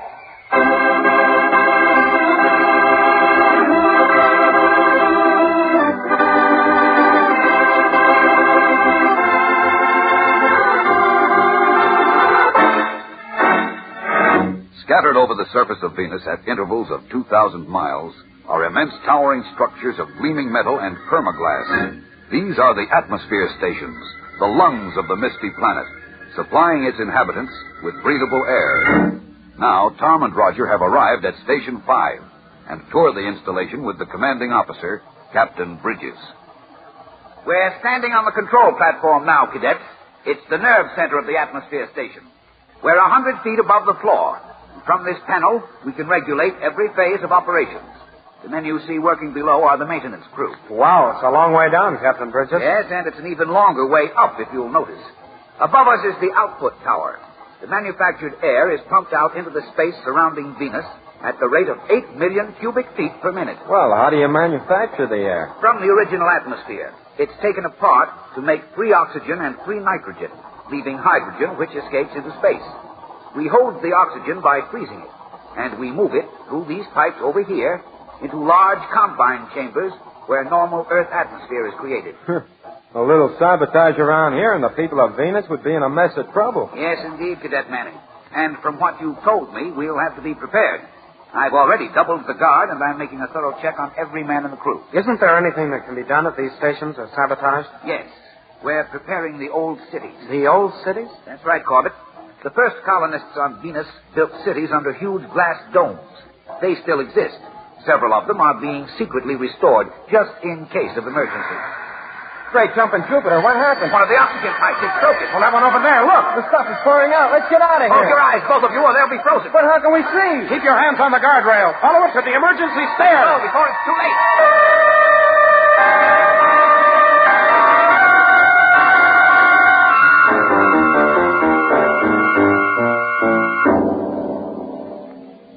Here's the inspection report on that accident this morning, Corbett. Care to see it? Yes, please, Captain Bridges. Uh-huh. I'm not surprised. How about letting me in on it, Tom? Well, listen, this is the last paragraph, Roger. In conclusion, close examination of the oxygen feed pipe clearly reveals the break could not have occurred through structural failure. You don't have to read any more, pal. The answer is sabotage. Exactly. But not a very effective form of sabotage, boys. What do you mean, sir? Well, if somebody wanted to really knock out the station, he wouldn't have done it that way. All we had to do was shut off the oxygen supply. But what about the way the stuff poured out? It still wouldn't cause too much damage. Unless there was an open fire around, wouldn't even harm personnel. Not where the break occurred, anyway. It almost got us, didn't it? Exactly. Hey, now I know what you're driving at, sir. Somebody was laying for us. Right. Oh, brother, here we go again. Sir, do you have any idea who might have done it? We suspect a man named Ford. He's only been working here at the station for 2 months, and he disappeared right after the accident. Well, that's something of a lead. Suppose we try to find this joker. Suits me fine. Let's see if he can take it as well as he dishes it out. Right. We'll check with you later, Captain. All right, Corbett. But watch yourselves, both of you. It looks like you're a couple of important targets.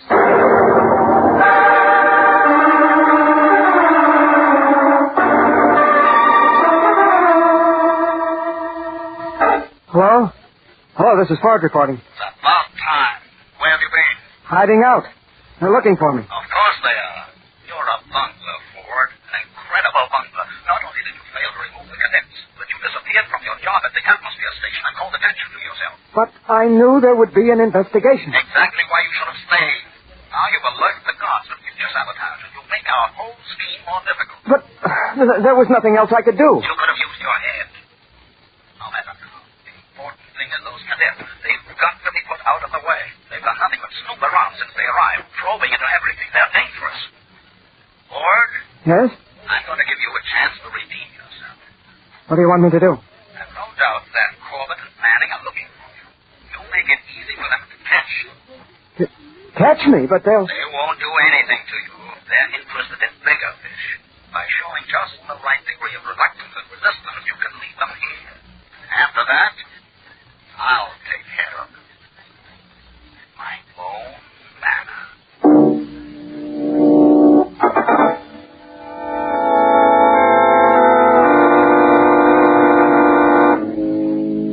Well, we're doing real great, Tom. 2 days since we started looking for Ford, not a sign of him. Feather your jets, Roger. We'll find him. As a matter of fact, he'll come to us. What makes you so sure? Hourly transmissions are being made by teleceiver, asking all Solar Guard stations on Venus to be on the lookout for Ford.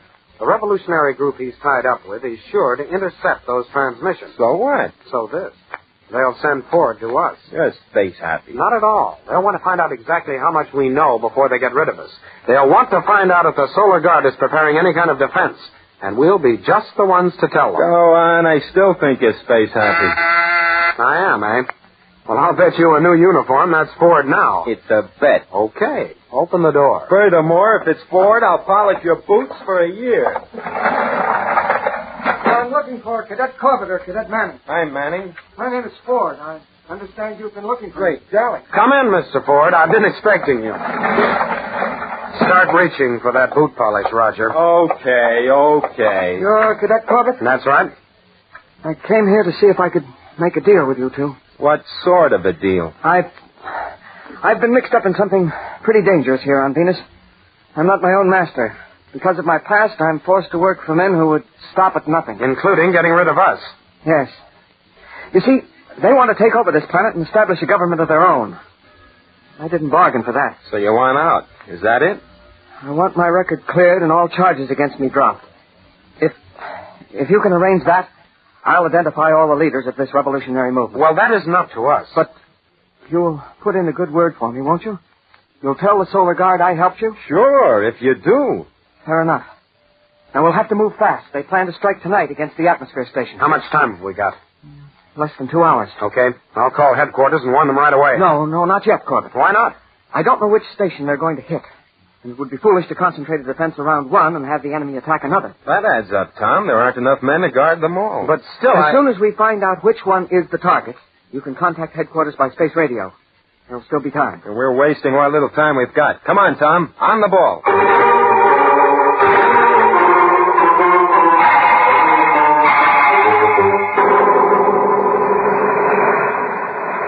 listen, Ford. How much farther do we have to go in this jet boat? Be there in another minute, Corbett. Hey, Tom, he's taking us pretty far away from Venusport, and we've only got 45 minutes left. Yeah, I know, Roger. Think he's on the level? Well, there's only one way to find out, and that's to play along. Where's he taking us, anyway? The headquarters of the whole revolutionary movement. Oh, yeah? What are we going to do there? Take on the whole bunch of them, the two of us? No, we're just going in to see who the leaders are and find out where they're going to attack first. Then we contact headquarters. We're going in, huh? Just like that, I suppose. Maybe they'll invite us to have tea. Now, wait a minute, will you? We'll be wearing spacesuits. Everyone will look alike. Oh, well, why didn't you say so? Corbett, Manning, better put your suits on now. You're going to land. Right. Hurry up, Roger. Yeah, all the time, hurry. One of these days, we're going to hurry ourselves right into the grave.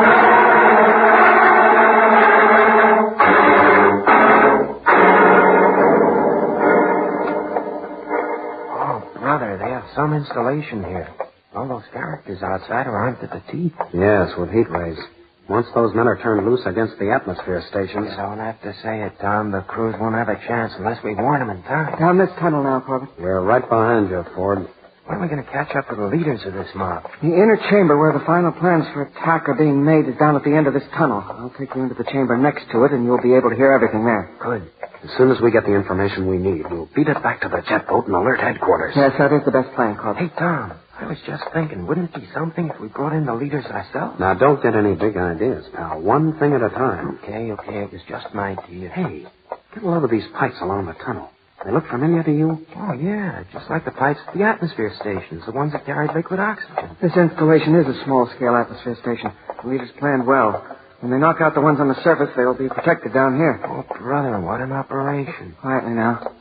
That portal at the end of the tunnel opens into the main chamber where the meeting is taking place. You two go in here. Wait, I'll open the portal. Hey, pretty dark in there. I'll switch on the light as soon as we're inside. Go on now. Come on, Tom. Let's get this over with. Which way, Ford? Just stand where you are, Corbett. Hey, who's that? There. You recognize me in the light, Manning? Deegan, what in the universe are you doing here? This is where I belong, Manning. And I must say, you don't look very surprised, Corbett. Frankly, Deegan, I'm not. Hey, will somebody please tell me what gives around here? That's pretty simple, Roger. Our friend Nestor Deegan is the real leader of the revolution.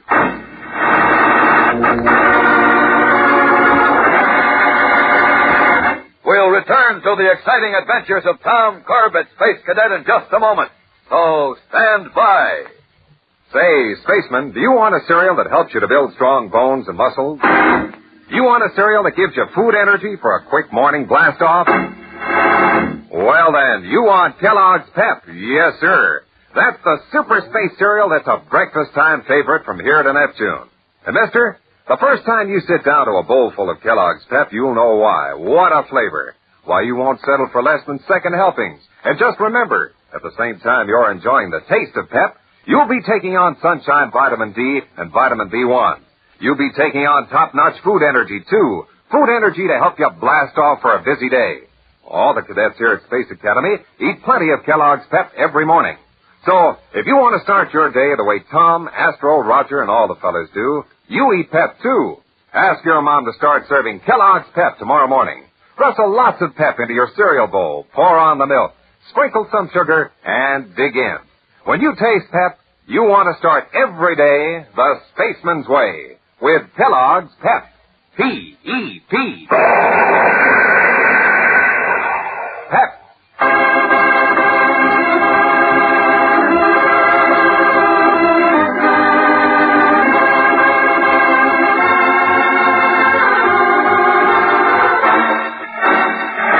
Led into the secret headquarters of the revolutionary movement on Venus, Tom and Roger find Nestor Deegan waiting for them triumphantly. But Tom shows little surprise, and as he holds them at the point of a heat ray gun, Deegan questions the cadets. So you knew I was the leader of the revolution, eh, Corbett? I didn't know that, but I was sure you were tied up in it somehow. You're very well informed. Who talked? You did, Deegan. Me? Yes, back in Alexandra Stone's compartment on the passenger ship. When you told us you were guarding Barton Reed. Well? You said you didn't know of his plans to switch uniforms with Roger, which meant that you really did know, because nobody ever mentioned that to you or anybody else. You just kept toying with us, helping us search Alexandra Stone's compartment to find out if she left any clues behind. Hey, that's right. You were the only one who knew we were going to Atmosphere Station 5, and that's where Ford tried to get us. Well, very clever of you boys. But if they knew all this, why did they come here with me? To nail everything down, get proof. And what are you going to do with it? I don't have to do anything.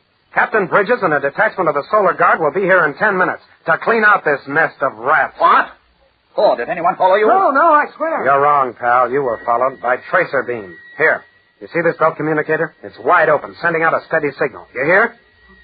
Captain Bridges has been following this signal with his tracer. He knows exactly where we are. Ford, get that. Destroy it. Yes, sir. There. Thanks, Ford.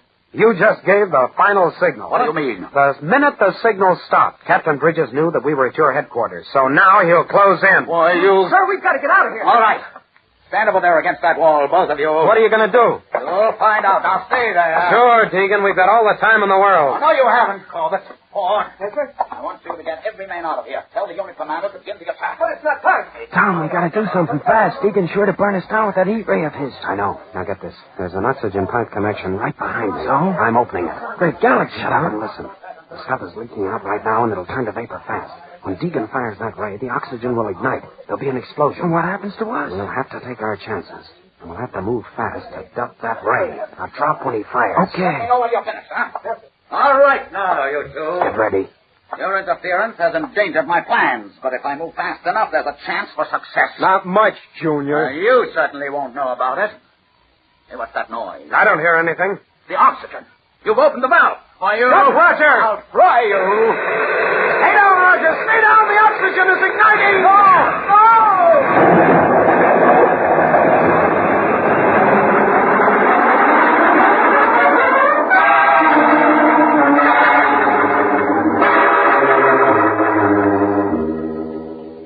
Well, cadets, looks like you both had real spaceman's luck. I'll say we did, Captain Bridges. Just a few burns, that's all. Deegan really got the full force of the blast. Will he pull through, sir? Yes, although I'm sure he'd rather not.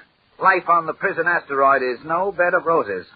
Oh, by the way, I got an audiogram from Commander Arkwright. Uh-oh, I'm afraid of this. How many demerits do we get? Well, in view of what you did, he's willing to forget the whole thing. Is that all? No medals? Medals? Roger, I'll settle for this any time. Not me. Why, after all the detective work I put in... You put in? Sure. Didn't I tell you back at the beginning that Deegan was our man? But no, you wouldn't listen to me. I talk and talk, but you never even... Cadet Manning.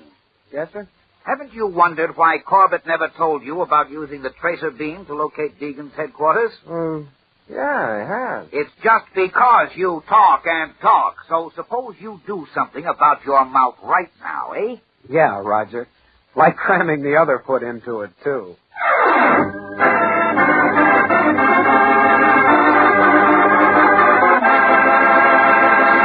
Don't miss the next action-packed adventure with Tom Corbett, Space Cadet, on Tuesday, when the crew of the Polaris receives sudden orders to blast off for Titan to take part in a mission of mercy. Tune in, same time, same station on Tuesday for the next thrilling interplanetary adventure with Tom Corbett, Space Cadet. Brought to you by Kellogg's Pep, the Build-Up Wheat Cereal.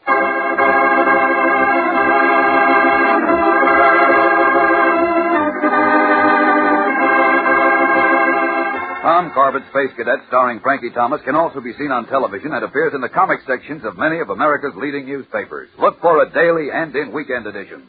Featured in today's cast were Jan Merlin, Peter Capell, and William Keane. Today's program was written by Elwood Hoffman, directed by Drex Hines. Jackson Beck speaking. Kellogg's Raisin Bran has a secret. Kellogg's Raisin Bran has a secret. And what a secret! In Kellogg's Raisin Bran, the tasty raisins are dipped in honeycomb. That means plumper, more tender raisins, along with delicious golden crisp bran flakes. Both fruit and cereal all in one box. And no other raisin brand but Kellogg's gives you the tender goodness of raisins dipped in honeycomb. That's Kellogg's secret. So for your breakfast, make sure you get Kellogg's, because Kellogg's Raisin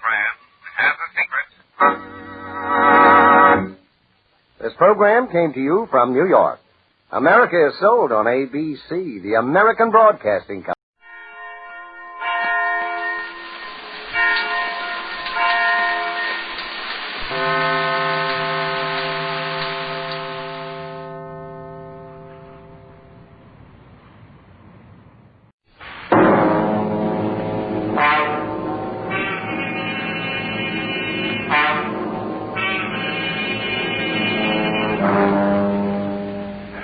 Day at the office? Backache from bending over a hot stove all day? Want to get away from it all? We offer you escape.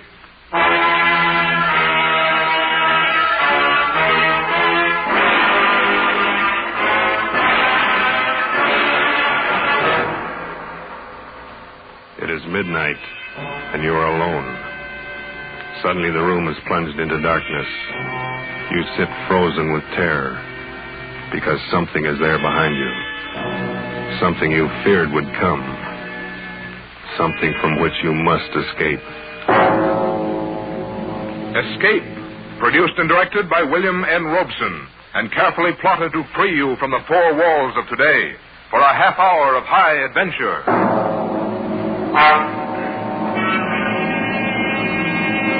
Tonight, we escape to London and a world made strange and terrifying by the workings of an ancient barbaric curse, as Montague R. James tells it in his weird story, Casting the Runes.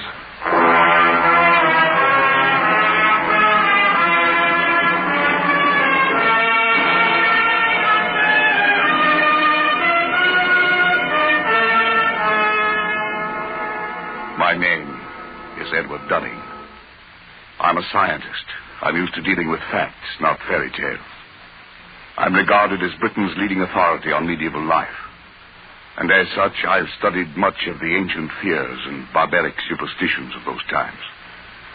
I should have been the first to scoff at any suggestion that the ancient powers of evil, the black magic of Teutonic days, could be believed and practiced in the 20th century. A few weeks ago, I should have laughed had you told me that a curse, a hex, could kill a man. Today, I cannot laugh. It has happened to a man I know of. And now, it's happening to me.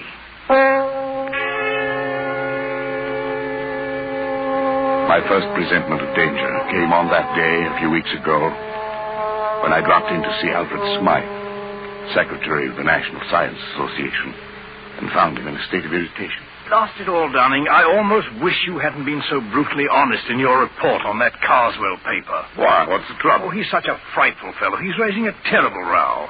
You mean Carswell himself? Yes, it's bad enough a vicious charlatan like that calling himself a scientist. But now he's taking all his vindictiveness out on me. Sorry, old chap. It's really me he'd like to get at. As a matter of fact, that's just what his last letter was about. He wants to know what supposed authority wrote the report rejecting his paper. You didn't give him my name? Heavens, no. As a matter of fact, Dunning, I haven't and I won't, and for a very special reason. Call it silly, call it crazy, call it what you will. I have an uncanny feeling about that man Carswell. Why?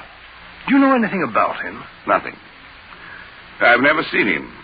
I only know that he wrote a paper called The Truth of Alchemy. It was hopeless. Precisely. And why was it hopeless? Well, besides being abominably written, it was supposed to prove that alchemy, black magic, and such rot actually exists. I think the man really believes it. Undoubtedly he does, and that's what I mean. He lives in an isolated old house in Warwickshire. He's rarely seen elsewhere, and in his whole career he's written only two things. This paper and a history of witchcraft published 10 years ago. Yes, of course. I remember now. So that's the man. Yes, and that book was even worse than this paper. The man has a warped mind. I'm sure he's tried every unhealthy experiment in alchemy, witchcraft, and black magic. There's no telling to what lengths of vindictiveness a man like that might go. Well, it does sound a bit queer, but... Not queer, Dunning. Evil. Oh, come. Man has a right to believe what he likes. He has a right to be angry with me. Here I've glibly scoffed at the man's life's work. Well, perhaps I'm being overly suspicious and imaginative, but I think there's more than anger involved here, Edward. This may sound fantastic to you, but, well, John Harrington wrote the report condemning that witchcraft book of Carswell's 10 years ago. 3 months later, Harrington was dead. But, Alfred, what's the connection? Harrington died under very peculiar circumstances. He was walking home alone late one night, and suddenly he screamed, broke into a run, lost his hat and stick, and climbed up a tree. A dead branch gave way. He fell and broke his neck. No one's ever been able to explain why it happened. Come now, Alfred, surely you're not suggesting... I don't know what I'm suggesting. I only know that after he reviewed Carswell's book, John Harrington didn't have a moment's peace. Now, you've written an unfavorable review of this paper. If I were you, I should keep that fact well hidden. Oh, Alfred. Well, that's ridiculous.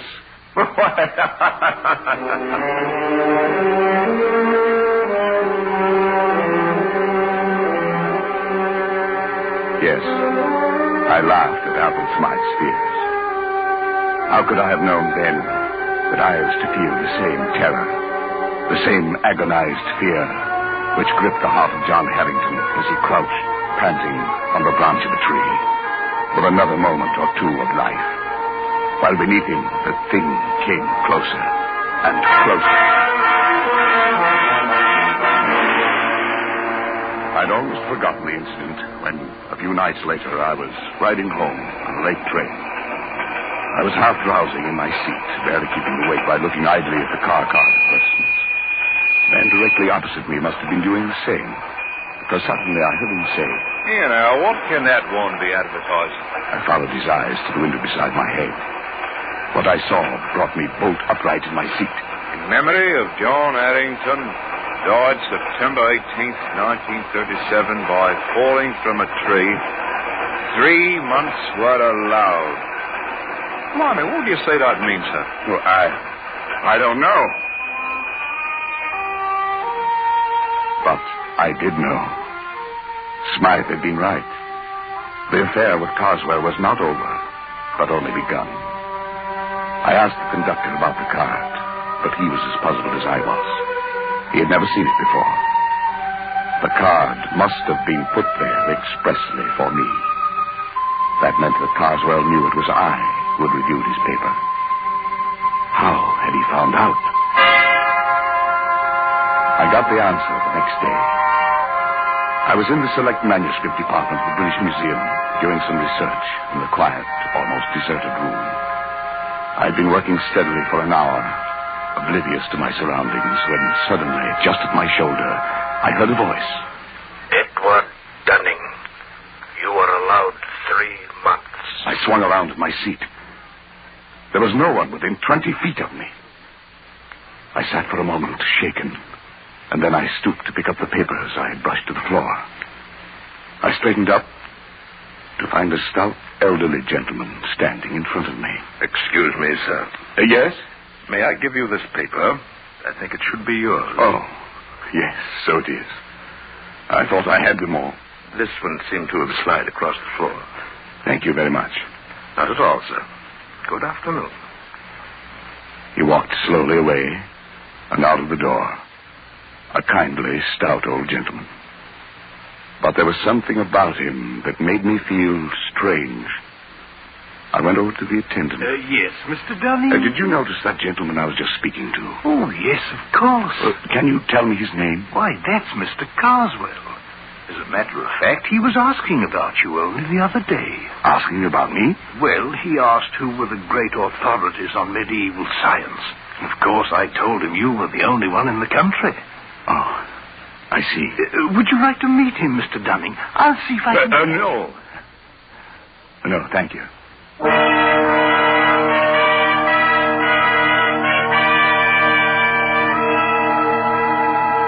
It was as simple as that.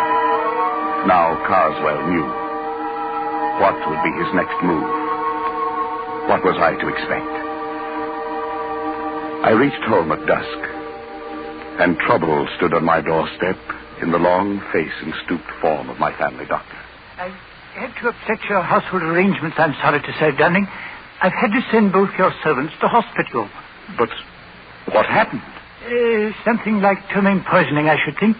It's nothing serious. But what could have caused it? Well, that's the rather odd thing. They tell me they bought some shellfish from a hawker and headed for lunch. I've made inquiries, but I can't find that a hawker called at any other house on this street.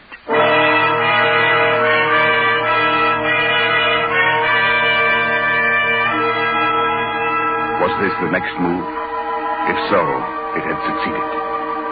I was alone in the house, and my nervousness increased as darkness closed in and the hours advanced toward midnight. I went to bed, but almost immediately I thought I heard something. My study door opening downstairs.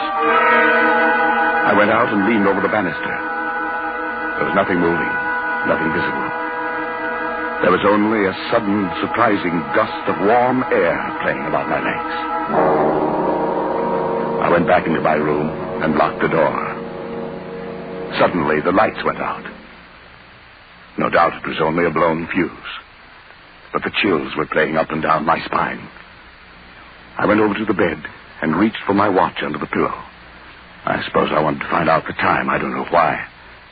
But fumbling on the pillow, my hand touched something far different from a watch. It was like a mouth with sharp teeth and hair around it, not human at all. I fled from my bedroom and spent a long and miserable night locked in the spare room, my ear to the door. But nothing came. I was not disturbed again.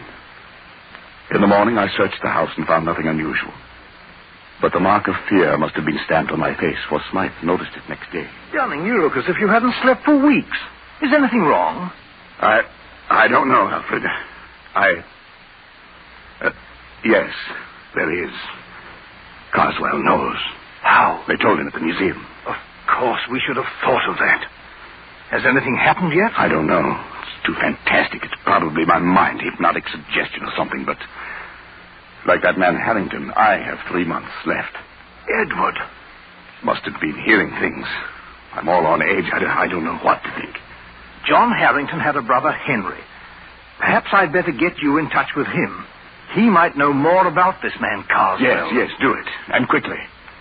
3 months is not a lot of time.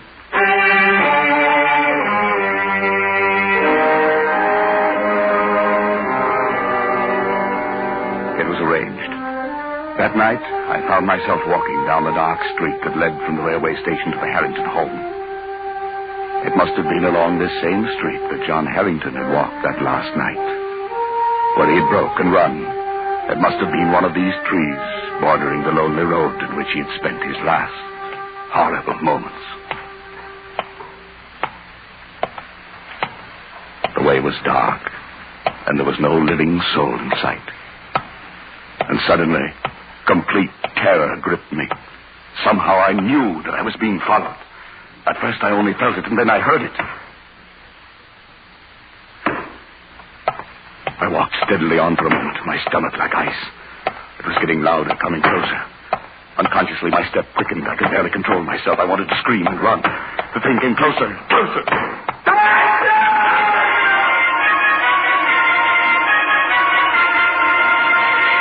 I confess, I broke and ran madly for my life. I was at a little side street. I turned down it, doubling back toward the railway station. I thought I would never make it. But finally, bright lights loomed before my eyes, and I think that I never have been so grateful for human companionship. There's no need to run, sir. The 840 won't be along for another 5 minutes. I felt very foolish. I couldn't bring myself to walk back down that street to Harrington's. I could only take the train home furtively and call Harrington next morning to beg his forgiveness. He seemed very understanding and asked no questions. Undoubtedly, Smythe had told him something about me. At any rate, he agreed to visit me at a place 2 nights later. And when he arrived and was made welcome, he began to talk about his brother. Yes, Mr. Dunning. John was in a very bad state for weeks before the accident. If that's what it was. The principal thing seemed to be the notion that he was being followed. It became an obsession. Yes, I know. I don't think his death was an accident. Then perhaps you can explain it? No. But I have one clue. Your brother reviewed a book very severely not long before he died. Just lately, I happened to cross the path of the man who wrote that book. And his name, of course, is Carswell. That's right. As far as I'm concerned, that does it. Before he died, John was beginning to feel, much against his will, that Carswell was at the bottom of his trouble. Why? Well, it doesn't make sense. None of this does. But tell me. My brother liked music. He went to all the concerts in town, and he made a hobby of collecting the programs. One night, about 3 months before his death, he brought one home and showed it to me. I nearly missed this one, he said. It seems he'd lost his and was hunting for it under his seat, when a neighbor, a rather stout elderly gentleman, offered to give John his. The kind gentleman was Mr. Carswell. Undoubtedly. I started to leaf through the program and noticed on the second page some rather curious letters, carefully written there in black and red ink. Neither of us could make much of it, except that the letters seemed to be runic. Runes. Runes, of course. Well, John thought it might be important, and debated whether he shouldn't try to return the program to the stout gentleman. But just then the door blew open, and a gust of air, of strangely warm air, blew into the room. In a flash, it took the program and blew it straight into the fire. Yes, your brother was right. He should have returned it. There's nothing to be done then. No, perhaps not. But do you know what runic letters mean? Well, they're old pre-Druid script, I believe. The kind of writing the barbaric tribes used long before the Romans invaded Britain. Yes, that's right. Casting the runes, they used to call it in the old days. Casting the runes. What do you mean? Well, it was a curse, a hex. In primitive England, people thought by casting the runes, that is, handing a person a piece of paper with certain runic letters on it, that you could put that person out of the way, destroy him. It's an old superstition. And the only way to lift the curse was to return the paper to the one who gave it to you. To give it back without his knowing it. What? I don't believe that kind of nonsense. Neither do I. Then what was it that killed John? I don't know. Perhaps his fear of the runes, perhaps brooding about it, becoming neurotic, thinking he saw things and heard things and touched things that weren't there. Perhaps his own mind drove him to death. And what's the difference once you're dead? No difference at all. Casting the runes. Oh, it's rubbish. Yes, of course, but... Good heavens. What is it? I just remembered that day at the British Museum. He cast the runes on me.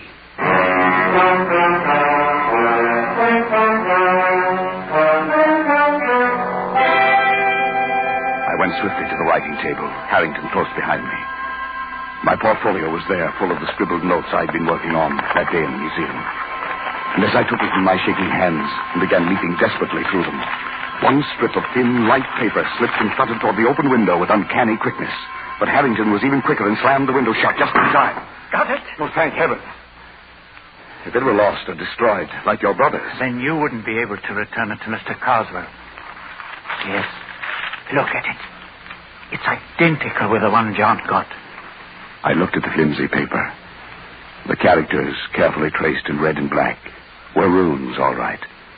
That ancient language used by the Aborigines of prehistoric Britain. I couldn't decipher them. But as Harrington and I stood looking into each other's eyes, each of us could read the other's thoughts. Science or not, 20th century or not, this sheet of foolscap spells death for its possessor. It spells death for you. It must be returned. Yes, I know. It must go back in such a way that that he doesn't know he's received it. That means we can't simply mail it. No, we can't. We must do it personally. That'll take doing. Well, he knows you by sight, doesn't he? Yes. You must shave your beard. It will alter your appearance. He might strike any time. I have 3 months. That's what the warning said. We've got to make good on this Dunning. I've searched 10 years for my brother's murderer, and now he must not escape.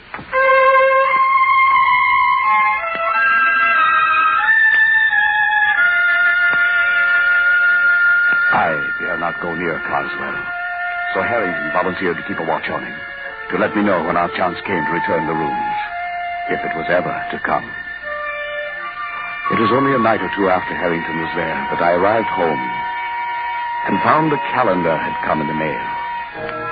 When I examined it, I found everything after November 19th had been torn out. The next night, I had another envelope of the mail.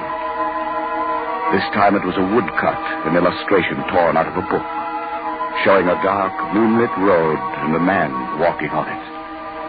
And right behind him came a huge, dark shape, some awful demon creature. Under it were written some lines from the Ancient Mariner. And as I sat alone and read them aloud, I felt that now familiar gust of warm air playing about my legs. The man walks on and turns no more his head, because he knows a frightful fiend doth close behind him tread.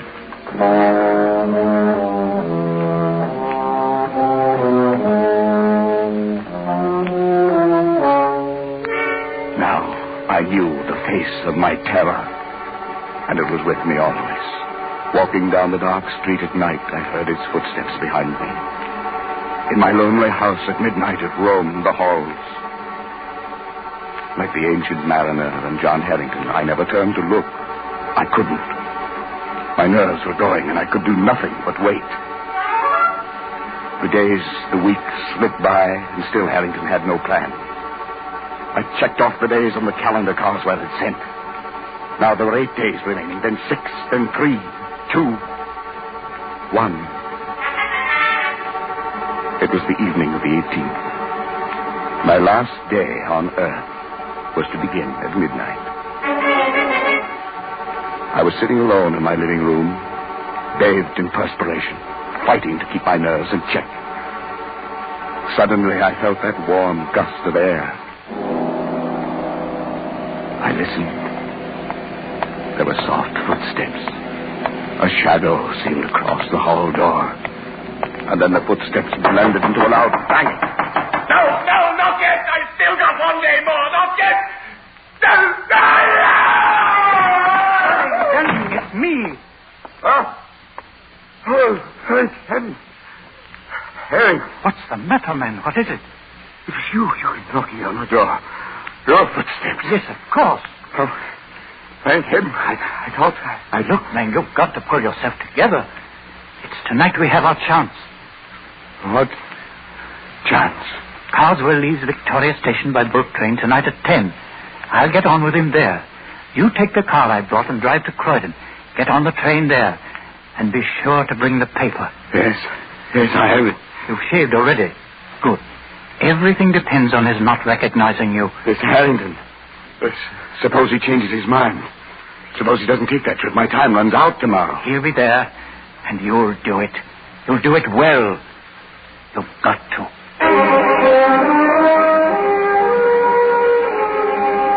I stood on the platform of Croydon, my mind in a daze. I thought the train would never come, but it did. I saw Harrington at the window. He stared coolly at me. Of course, there was to be no sign of recognition. I entered the coach and slowly made my way down the aisle to the compartment where Harrington sat. Opposite him, staring full into my face, was Carswell. He looked up as I sat down. His eyes were heavy-lidded, his face bland. It was impossible to tell whether he knew. The train started. The next stop was Dover, the end of the line. My last chance. It was time to cast the rules.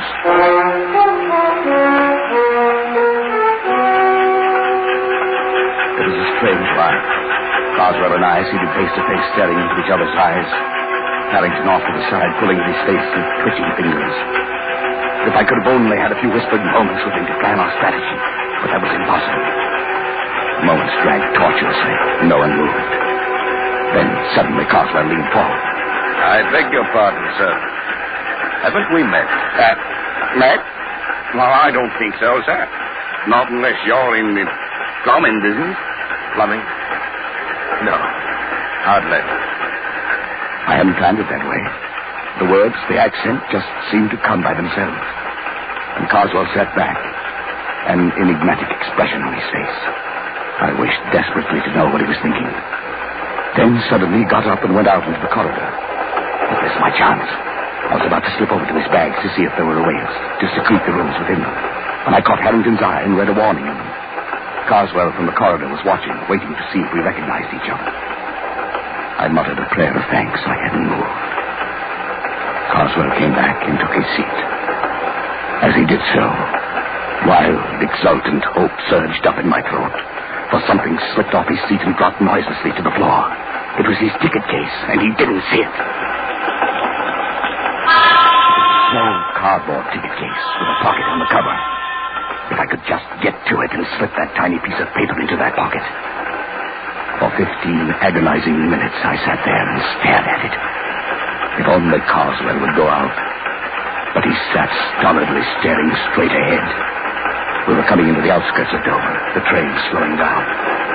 Suddenly, Harrington stood up, reached up to the rack above Carswell to get his coat and bag. I stared at him blankly for a moment, surprised by his sudden clumsiness.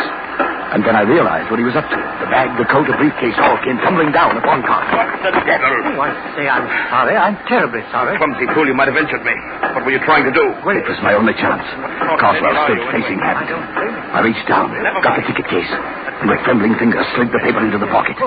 He turned sharply to me, and I extended the case toward him. Excuse me, sir. Ain't this yours? Yes, it's my ticket case. Where'd you find it? Here on the floor. Must have dropped off when... Yes. I'm much obliged to you, sir. Not at all. Not at all. He looked at me fiercely, his rage at Harrington still twisting his face into a devil's mask. Then he glanced briefly into the ticket case and put it into his pocket.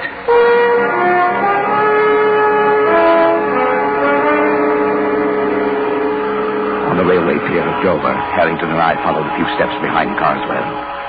I felt like I might faint. Carswell went straight to the gangway of the boat, and there the purser stopped him. Sir, does your friend have a ticket? My friend? What the devil do you mean? I'm traveling alone. Well, that's funny. I could have sworn there was another gentleman right there beside you, walking just at your elbow. Well, there isn't. And I suggest you see an oculist. Oh, I didn't see. I just felt. Sorry, sir. Must have been your rugs. My mistake. Come on, Danny. Our job's done.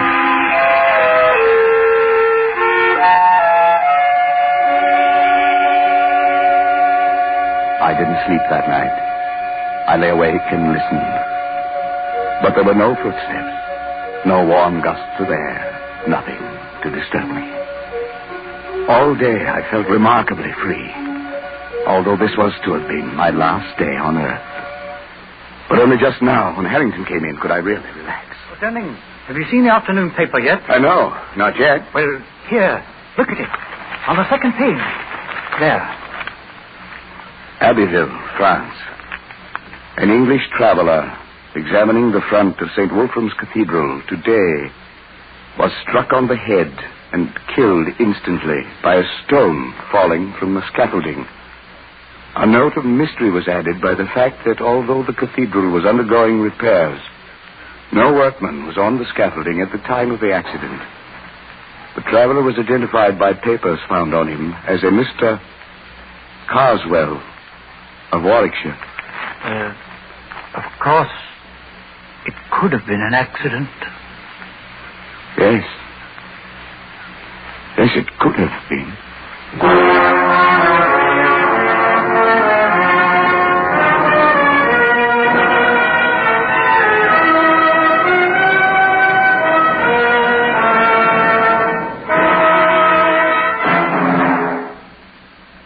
Escape is produced and directed by William N. Robeson, and tonight brought you Casting the Runes by Montague R. James.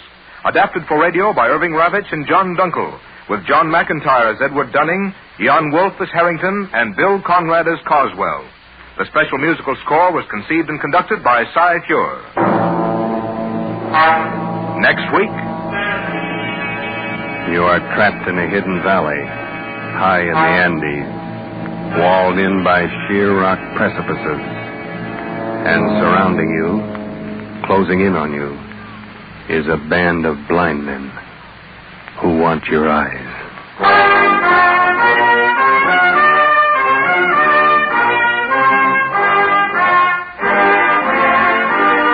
Next week, we escape with H.G. Wells' gripping story, The Country of the Blind.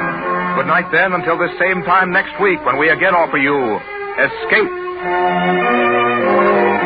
This is CBS, the Columbia Broadcasting System.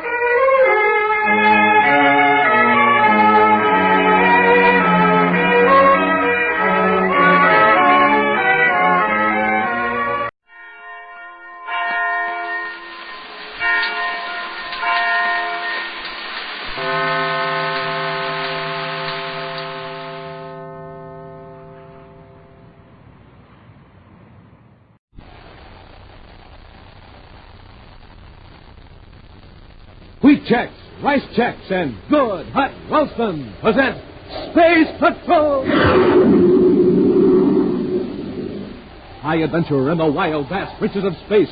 Missions of daring in the name of interplanetary justice. Travel into the future with Buzz Corey, Commander-in-Chief of the Space Patrol!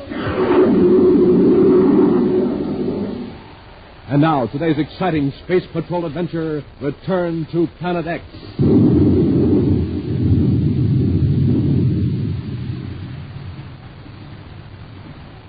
A blasted heap of rubble. That's all that remains of the camouflaged launching base on Jupiter moon number 4, aiming point from which Prince Baccarati planned to hurl guided missiles across 500,000 miles of space to destroy 2 key cities on the planet Jupiter. Last week, we learned how Commander Corey and Cadet Happy arrived just in time to blast the missile chutes and control blockhouse to bits with a space torpedo from the Terra 5. It's now a few moments later.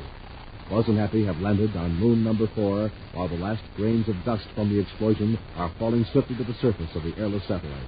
Wearing spacesuits and carrying portable disintegrators, they cautiously approach the shattered structure. Take it easy, Hap. Don't go charging into that mess. Okay, Commander. But you don't think anybody can still be alive in that wreckage? I think we've learned not to take anything for granted where Baccarati is concerned. Whoever was in that control station may have been wearing a spacesuit. You're right. This looks like a chunk of control panel, Hap. Let's get to work with the disintegrators. Yes, sir. Remember, if there's someone alive under this masonry, we want to keep them that way. So don't blast too deep with the disintegrator. Just reduce the chunks of concrete to the size we can lift. Yes, sir.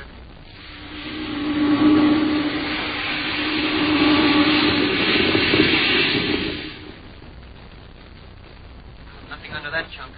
Try that one over there.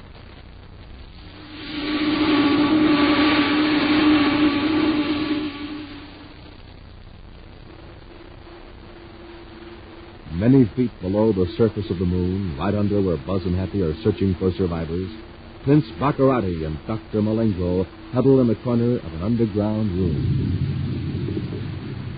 What was that? I don't know, Your Highness. Perhaps they have found a passage leading down to this escape tunnel. Go to the connecting door and investigate. Very well, Your Highness. Well, can you see through the peephole?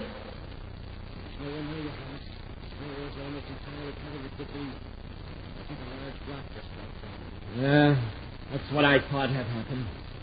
Highness, wouldn't it be advisable now to go down to the other end of the passage to the spaceship? There is no hurry. We can blast off until we're sure there's no space patrol ship watching this part of the moon. However, we can work our way down to the center of the tunnel.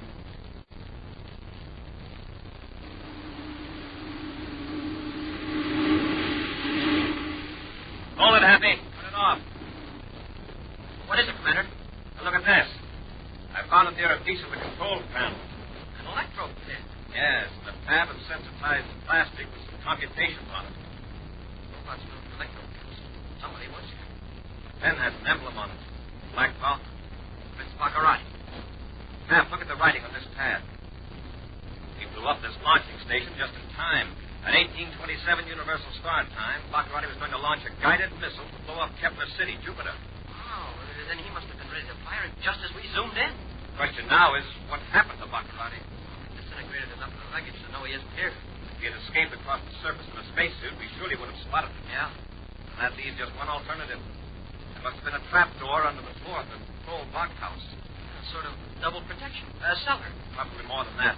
Very likely there's an underground hangar that can be reached from this blockhouse through a tunnel. And he may already be ready to blast off the moon. Have you get back to work with the disintegrator and look for the entrance to the escape tunnel. I'll go back to the ship and call for a patrol squadron to watch the ready ships blast off.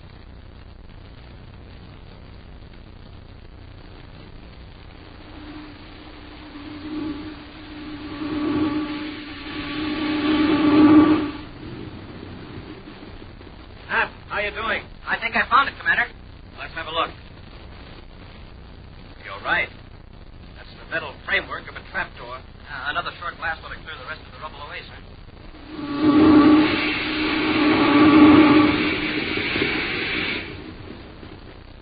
Yes, there's a stairway.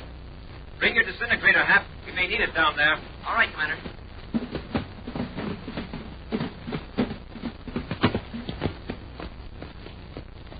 There's a metal door, Hap. Let's see if we can open it. An airlock. Get in and close the door, Hap.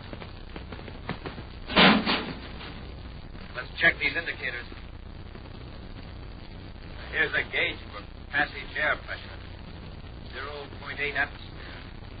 Then, Baccarati, we wouldn't need a spacesuit inside the tunnel. Right. We can open our faceplates after we open the inner door.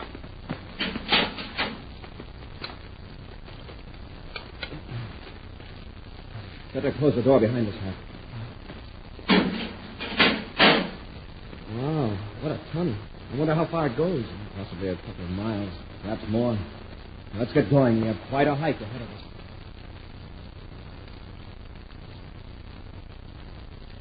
Durango, what's the matter with you? Stop pacing back and forth.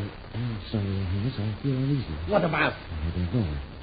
I suppose it's being imprisoned in this town. What do you mean imprisoned? In a few minutes, we'll be in a spaceship on our way back to Planet X. Of course, Your Highness, you're right. But suppose the Space Patrol does discover the hangar entrance to the tunnel. If they don't... Stop manufacturing trouble. The hangar entrance is well camouflaged. The thing for us to do is plan what we're going to do when we get back to Planet X. Our number one project, of course, will be to get rid of Commander Corey. It shall receive my entire attention, Your Highness. Good. That will leave me free to solve our difficulties with our captive natives in the Arctic region of Planet X. That has been worrying me, too. When we last left Planet X, they were on the verge of revolt. We simply must keep those Endurian mines in full production. Already I'm weeks behind in my timetable of conquest. There must be some way to terrify those natives into more effort. It is unfortunate, Your Highness, that some of your own men, your guards and supervisors, are not cooperating as they should. Listen. What's that? Someone's in the tunnel. They've discovered our spaceship. Wait, listen. Take a look through the door of this compartment toward the block housing of the tunnel.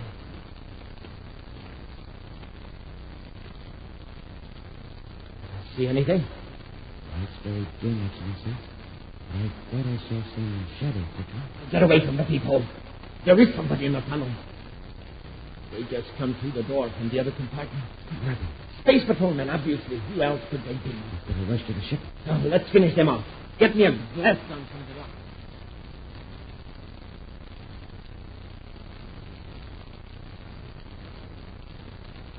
It's tunnel lined and twists so much. I've lost all sense of direction. Judging by the upward slope of the fall, we're not far from the end of it. Hit the ground, Hap. It's a blast gun. Baccarati, see us. Shot my body down. I'm going to disintegrate it before he fires again. I dropped it when I hit the floor, so it's out of reach. I'll get it. Get down, Hap. I've got you now, Corey. All I got to do is keep blasting away till I hit you.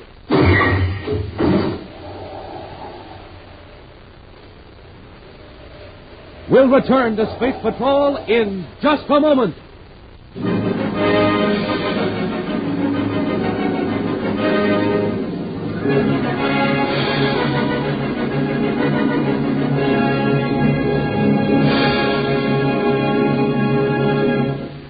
And now, gang, the most exciting news ever revealed on Space Patrol. News about a gigantic contest that's going to shake this planet like an earthquake. News about the biggest prize ever given away to any boy or girl. A prize that's going to rock you like a thundering explosion. And that prize is Commander Corey's own rocket ship.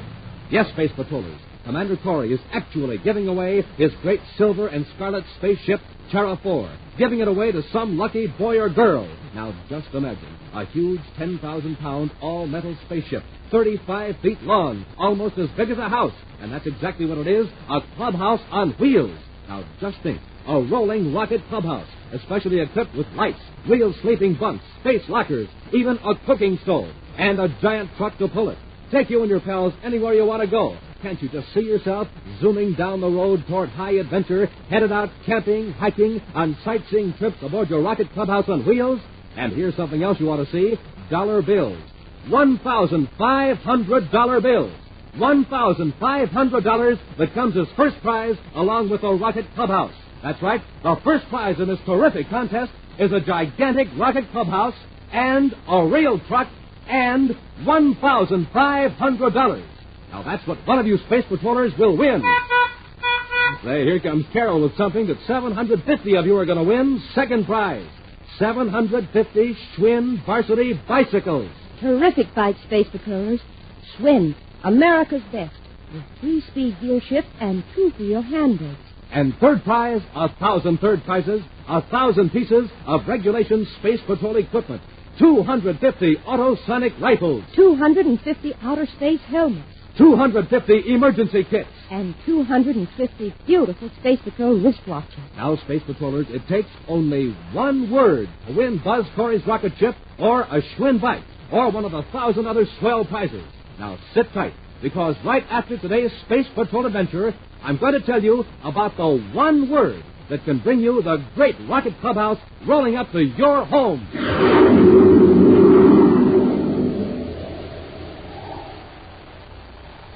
And now, back to our Space Patrol adventure. Return to Planet X. Buzz and Happy are in a tunnel on the fourth moon of Jupiter, trying to overtake Prince Baccarati before he can escape from Planet X. Baccarati and Dr. Malengro have discovered the 2 space patrolmen.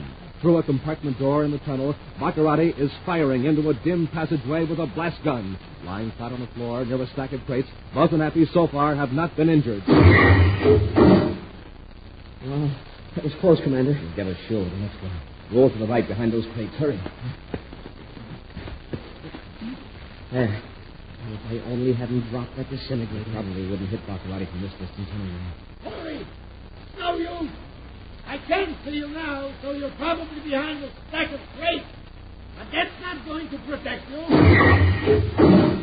Well, lucky I had this spacesuit helmet on, sir. That last shot clipped a chunk of crate right next to my head. Guess we think of something. Baccarati can just take his time and blast these crates away till he hits us. If we were only a little closer to him, we could rush him. Hey, maybe we could goad him into coming toward us. No, not Baccarati. He doesn't take unnecessary chances.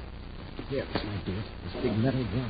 Rocket fuel. Help me drag it out into the passage. But seriously, you can think the whole tunnel will blow. Exactly. Remember now, a full container of fuel is very heavy. Give me a hand. Yes, sir. But, sir, this is... Quiet.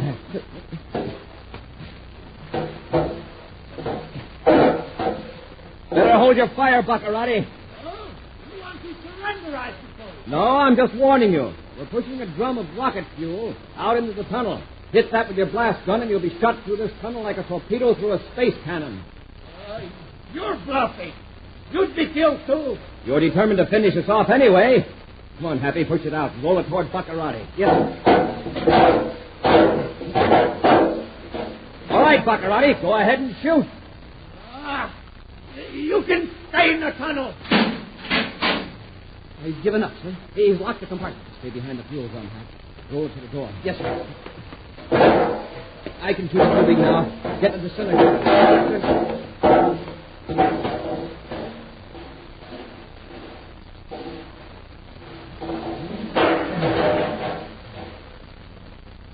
Here's the disintegrator, sir. Give the door a blast. Yes, sir. Something's wrong. It won't work. Fall to the stone floor. Probably broke the discharge mechanism. Gone, and now we'll have to go clear back to the other end of the tunnel for the other disintegrator. By that time, Baccarati will probably reach the spaceship. Let's get back to our ship, Happy. Hey, Commander, I'd like to ask you something. Sure, Hap. Well, don't you feel well? I mean, do you feel weak or something? No, why? Well, that fuel drum. I could have lifted it easily by myself. It was empty. Sure it was, huh? Come on, let's hurry back to the ship.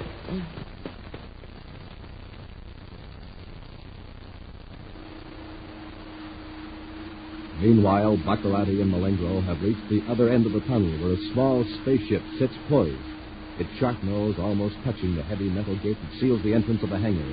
With a last glance down the tunnel, Baccarati climbs into the ship, followed by Malengro. Quickly, the prince presses a button that operates the remote control mechanism, and the huge gates slide back. Through the nose port, the two men look out into a black curtain of space dotted with bright, unwinking stars. Put on the viewscope, Malengo. We'll see if any spaceships are out there before we blast off. Yes, Your Highness. We can't cover a very wide angle while we're still in the tunnel, but if it looks clear, we'll have to risk a blast off. There are no patrol ships visible, Your Highness. All right, we're blasting off. And I hope Corey managed to break through that compartment door back there. In fact, I hope he's right behind our ship when I cut on our rockets.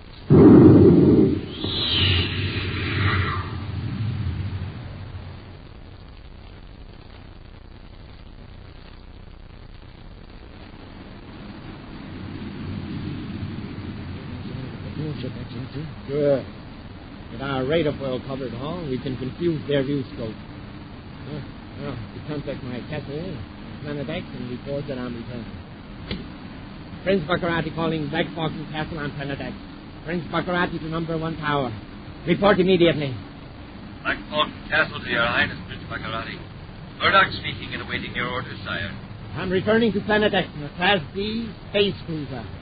Alert the defense stations to expect my code signal at the outer perimeter. Yes, Your Highness. Do you have anything to report? Well, yes, Your Highness. It's in regard to the Azuria mine situation at the polar cap. Well, let's have it, Murdoch. Production in Mine Area 5 is at a complete standstill. A standstill? Why? There's been a large-scale revolt. 6 labor battalions refused to work. That's against my law.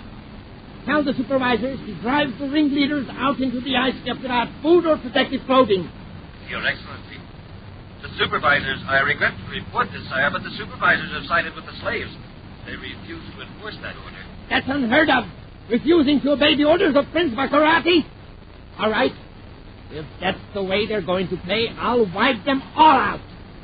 Turn on the atomic heat reflectors at Mine Area 5. Have the brazier. Do you understand? Turn them all like rats. Turn on the heat reflector at once. Put it, pump them out.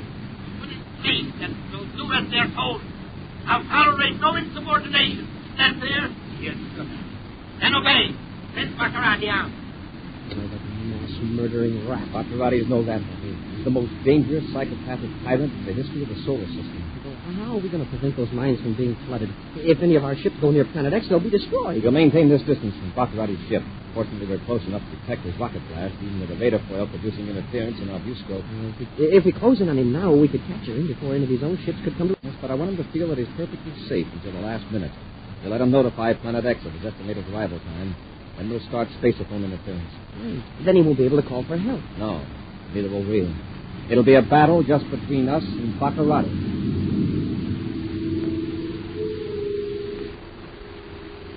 On through the endless reaches of space, Buzz and Happy trail Prince Baccarati, whose ship appears in their viewscope as a tiny dotted flame surrounded by a shapeless blur, the effect of the radar foil. Finally, both ships are far beyond the orbit of Pluto. Then, as they near the outer defense perimeter of Planet X, Buzz increases acceleration.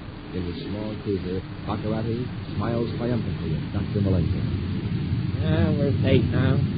Even if any space patrol ships knew we were here, they wouldn't dare attack this close to my own defenses.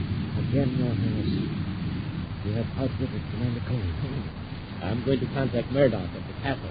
See if Mine Area 5 has been flooded out. Hasn't been time yet, Your Highness. It will take several hours for the floodwaters to reach the mines. Well, that won't hurt to let them know I'm keeping tab on them.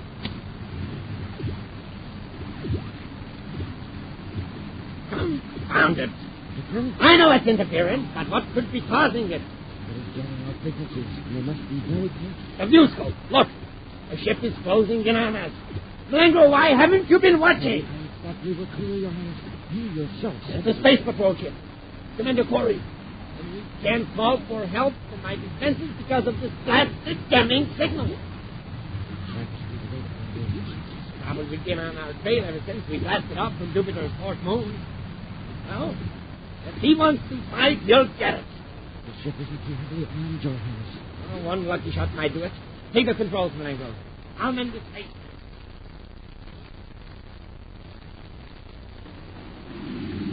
We're up bit closer, and I don't think he's seen us yet. He may just be waiting till we get close enough to fire at it. So that little ship couldn't have much power to observe. Uh-oh. Fire a space torpedo close to his port side, Hap. Let him know we mean business, too. Yes, sir.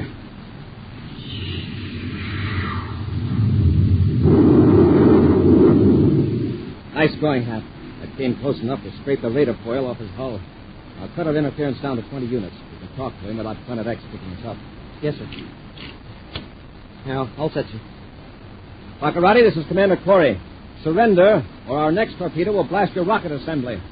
Baccarati, Planet X emergency. They won't hear you, Baccarati. This is a private conversation between you and me. Do you surrender, or do you want Cadet Happy to demonstrate his skill at space gunnery? All right, Corey. You win. Now listen, Baccarati. I'm going to join airlocks with your ship, and I'm coming aboard. Don't try anything. All right, Commander. Okay, Happy, take the controls. I'll board Baccarati's ship. A few moments later, the Terra 5 joins airlocks to Baccarati's cruiser. While Happy remains at the controls, Buzz enters Baccarati's ship with his ray gun ready for action. All right, Baccarati. Just leave the controls as they are. Stand there beside Malengo with your hands up. Very well, Commander. I'll surrender gracefully. Take me to Terra. I've got news for you, Baccarati. You're going on to Planet X in your ship. I don't understand. I heard you ordered a glacier melted to flood the mine. I'm going to see that you stop that mass murder. And the only way I can be sure is to take you to Planet X. But if they see your ship, my men may destroy us all. I'm notifying Pluto Space Patrol to pick up Terra 5 and take it to Pluto. Our interference is deemed only toward Planet X, so your cutthroats won't hear a word. Within a few moments, the Terra 5 is headed back toward Pluto on automatic pilot to be intercepted by Space Patrol ships. Meantime, Baccarati's cruiser, with Buzz and Happy aboard, proceeds toward Planet X. All right, Baccarati. I think it's time you reported to Murdoch at your castle. And get this straight. You'll regret it if you attempt to warn them, understand? Yes, sir. Get a report on the heat reflectors near Mine Area 5. Then tell Murdoch you're heading for the polar cap to watch the fun. Got that? I'll tell him I'm not landing at the castle first, but I'm going to the polar ice. That's right. I'll turn on your spacerphone and watch what you say. Prince Baccarati to Murdoch at Black Falcon's castle, Planet X. Prince Baccarati to Planet X. Murdoch to His Highness, Prince Baccarati. We tried to reach you before, but there was some interference. Yes, I noticed it. Did you follow my orders regarding Mine Area 5? The letter, Your Highness. The heat reflectors were started by remote control. Of course, it will be several hours yet before the flood water reaches the mine. I understand. Murdoch, when I enter the atmosphere of Planet X, I'll proceed at once to the ice cap. I want to inspect the results. That's all, Murdoch. From a dozen control towers on the enormous Planet X, viewscope beams probe out into space and feel with electronic fingers the contour of Baccarati's ship. Electronic ears listen critically to the identification frequency radiated from the small cruiser, and then let the ship proceed unchallenged. The watchdogs have recognized their master's voice, and having done their duty, watch and listen for remote ships and sounds that may approach over the infinite horizon of space. Then, within the atmosphere of Planet X, Buzz Corey heads Baccarati's ship for the northern polar regions. Visible in the dim light are the atomic heat reflectors and the surging, steaming waters that roar down from the glacier into the valley toward Mine Area 5. Smoke and rockets, Commander. It's a regular flood. Yes, unless it's stopped, 10,000 people will meet a horrible death. Well, can't you order Baccarati to tell Murdoch to cut off the heat reflectors? I could, but it would be out of character for Baccarati to commit an act of mercy. I see what you mean. Murdoch might get suspicious. Alert the whole planet that the big boss might be in trouble. You'll blast those towers out of operation, Hap. Stand by to fire the space cannon. Standing by. Corey, listen. Those towers can be replaced. I've millions of credits invested. Quiet, Baccarati. I'm thinking of 10,000 lives that can't be replaced. But they're subhuman natives of Planet X, most of them almost savages. Yeah, look who's talking about savages. The worst of them is worth 100 of you, Baccarati. Fire!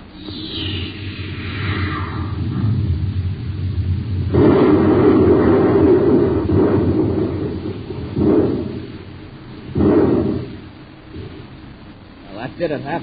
We got all of them with one shot. Yeah, but, Commander, the water's still pouring down off the glacier. It will for a while, but with that intense cold down there, it'll freeze back into ice before it reaches the mine.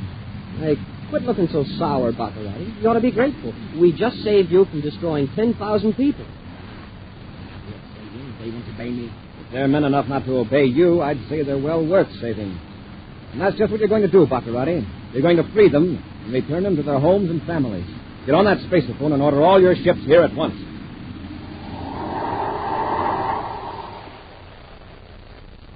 An action preview of next week's exciting Space Patrol adventure in just a moment. Now, here it is, Space Patrollers. The one word that can win you a giant rocket clubhouse and $1,500. And that word is a name for Planet X, the terrifying new planet Commander Corey is investigating. A name for Planet X, home of the evil Prince Baccarati, arch enemy of the Space Patrol. Now, gang, here's how to enter the Name the Planet contest. And Space Patrollers, in this contest, everyone can get a free prize right away. Just go to the nearest Weatherbird shoe dealer. Maybe Mom or Dad can go with you. The Weatherbird shoe man will give you your free prize, a handsome interplanetary coin album with 3 swell space coins inside. And along with the album, your Name the Planet contest entry blank. You can also find out how to enter by looking on the back of a package of Good Hot Ralston. That's the new package with a picture of Commander Corey or Cadet Happy on the front. So, blast off, Space Patrollers. Get your free coin album entry blank and enter the Space Patrol Name the Planet contest today at your Weatherbird shoe dealers. And now, a preview of next week's exciting Space Patrol adventure. Buzz and Happy are in the frozen polar region of Planet X. Pursuing Prince Baccarati into the shaft of an Anjuria mine, they're unaware of a huge figure lurking behind a shoulder of rock. Baccarati and the Ranger are in here, all right. I hear them down the shaft. Shall I use my atomo lights? Not yet, Papa. Move as quietly as you can. The shaft doesn't have any side passages. Happy, what's the matter? Something got me. It's lifting me off the ground. It's a giant native. Crushing my chest. I'll give him a blast with my ray gun. Oh, you big fuzzy gorilla. Finish them off, Granu. Finish them. Be sure to join us again next week for the thrilling story on the ice cap of Planet X, when Wheat Checks, Rice Checks, and Good Hot Ralston again present Space Patrol. Space Patrol, created by Mike Moser, starring Ed Kemmer as Commander Corey and Lynn Osborne as Cadet Happy, was written by Lou Houston, produced and directed by Larry Robertson, executive producer Mike Debris. Other players were Bela Kovach, Norman Jolly, Ken Mayer, and Virginia Hewitt. Dick Tufeld speaking. Now, don't forget to tune in next Saturday and every Saturday when Wheat Checks, Rice Checks, and Good Hot Ralston again present Space Patrol.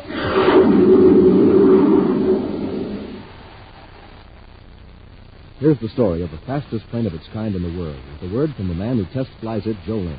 It's the Air Force F-86D Sabre Jet Interceptor, designed by North American Aviation, Los Angeles. The Sabre holds the world speed record at 715.7 miles per hour. Wingspan is 37 feet, length 41, cruising range 500 miles, climbing speed 300 miles per hour. Now, by special tape recording, made at International Airport, the well-known test pilot of the Sabre, Joe Lynch. The D is a one-man interceptor, so when you fly it, you're really on your own. That's why I see to it that I'm in good condition all the time. And one way to stay in good condition is by eating a good breakfast cereal, like Rice Checks or Wheat Checks. They're just packed full of energy, and they taste swell. I think you'll like them, too. No other cereal, puff, or flake contains so much nourishment in such concentrated bite-sized form. Rice Checks, Wheat Checks. Be sure to see another exciting Space Patrol program on your local ABC television station. Consult your local paper for time and channel. This program is broadcast to our armed forces overseas through the worldwide facilities of the Armed Forces Radio Service. Space Patrol came to you transcribed from Hollywood. This is ABC Radio Network.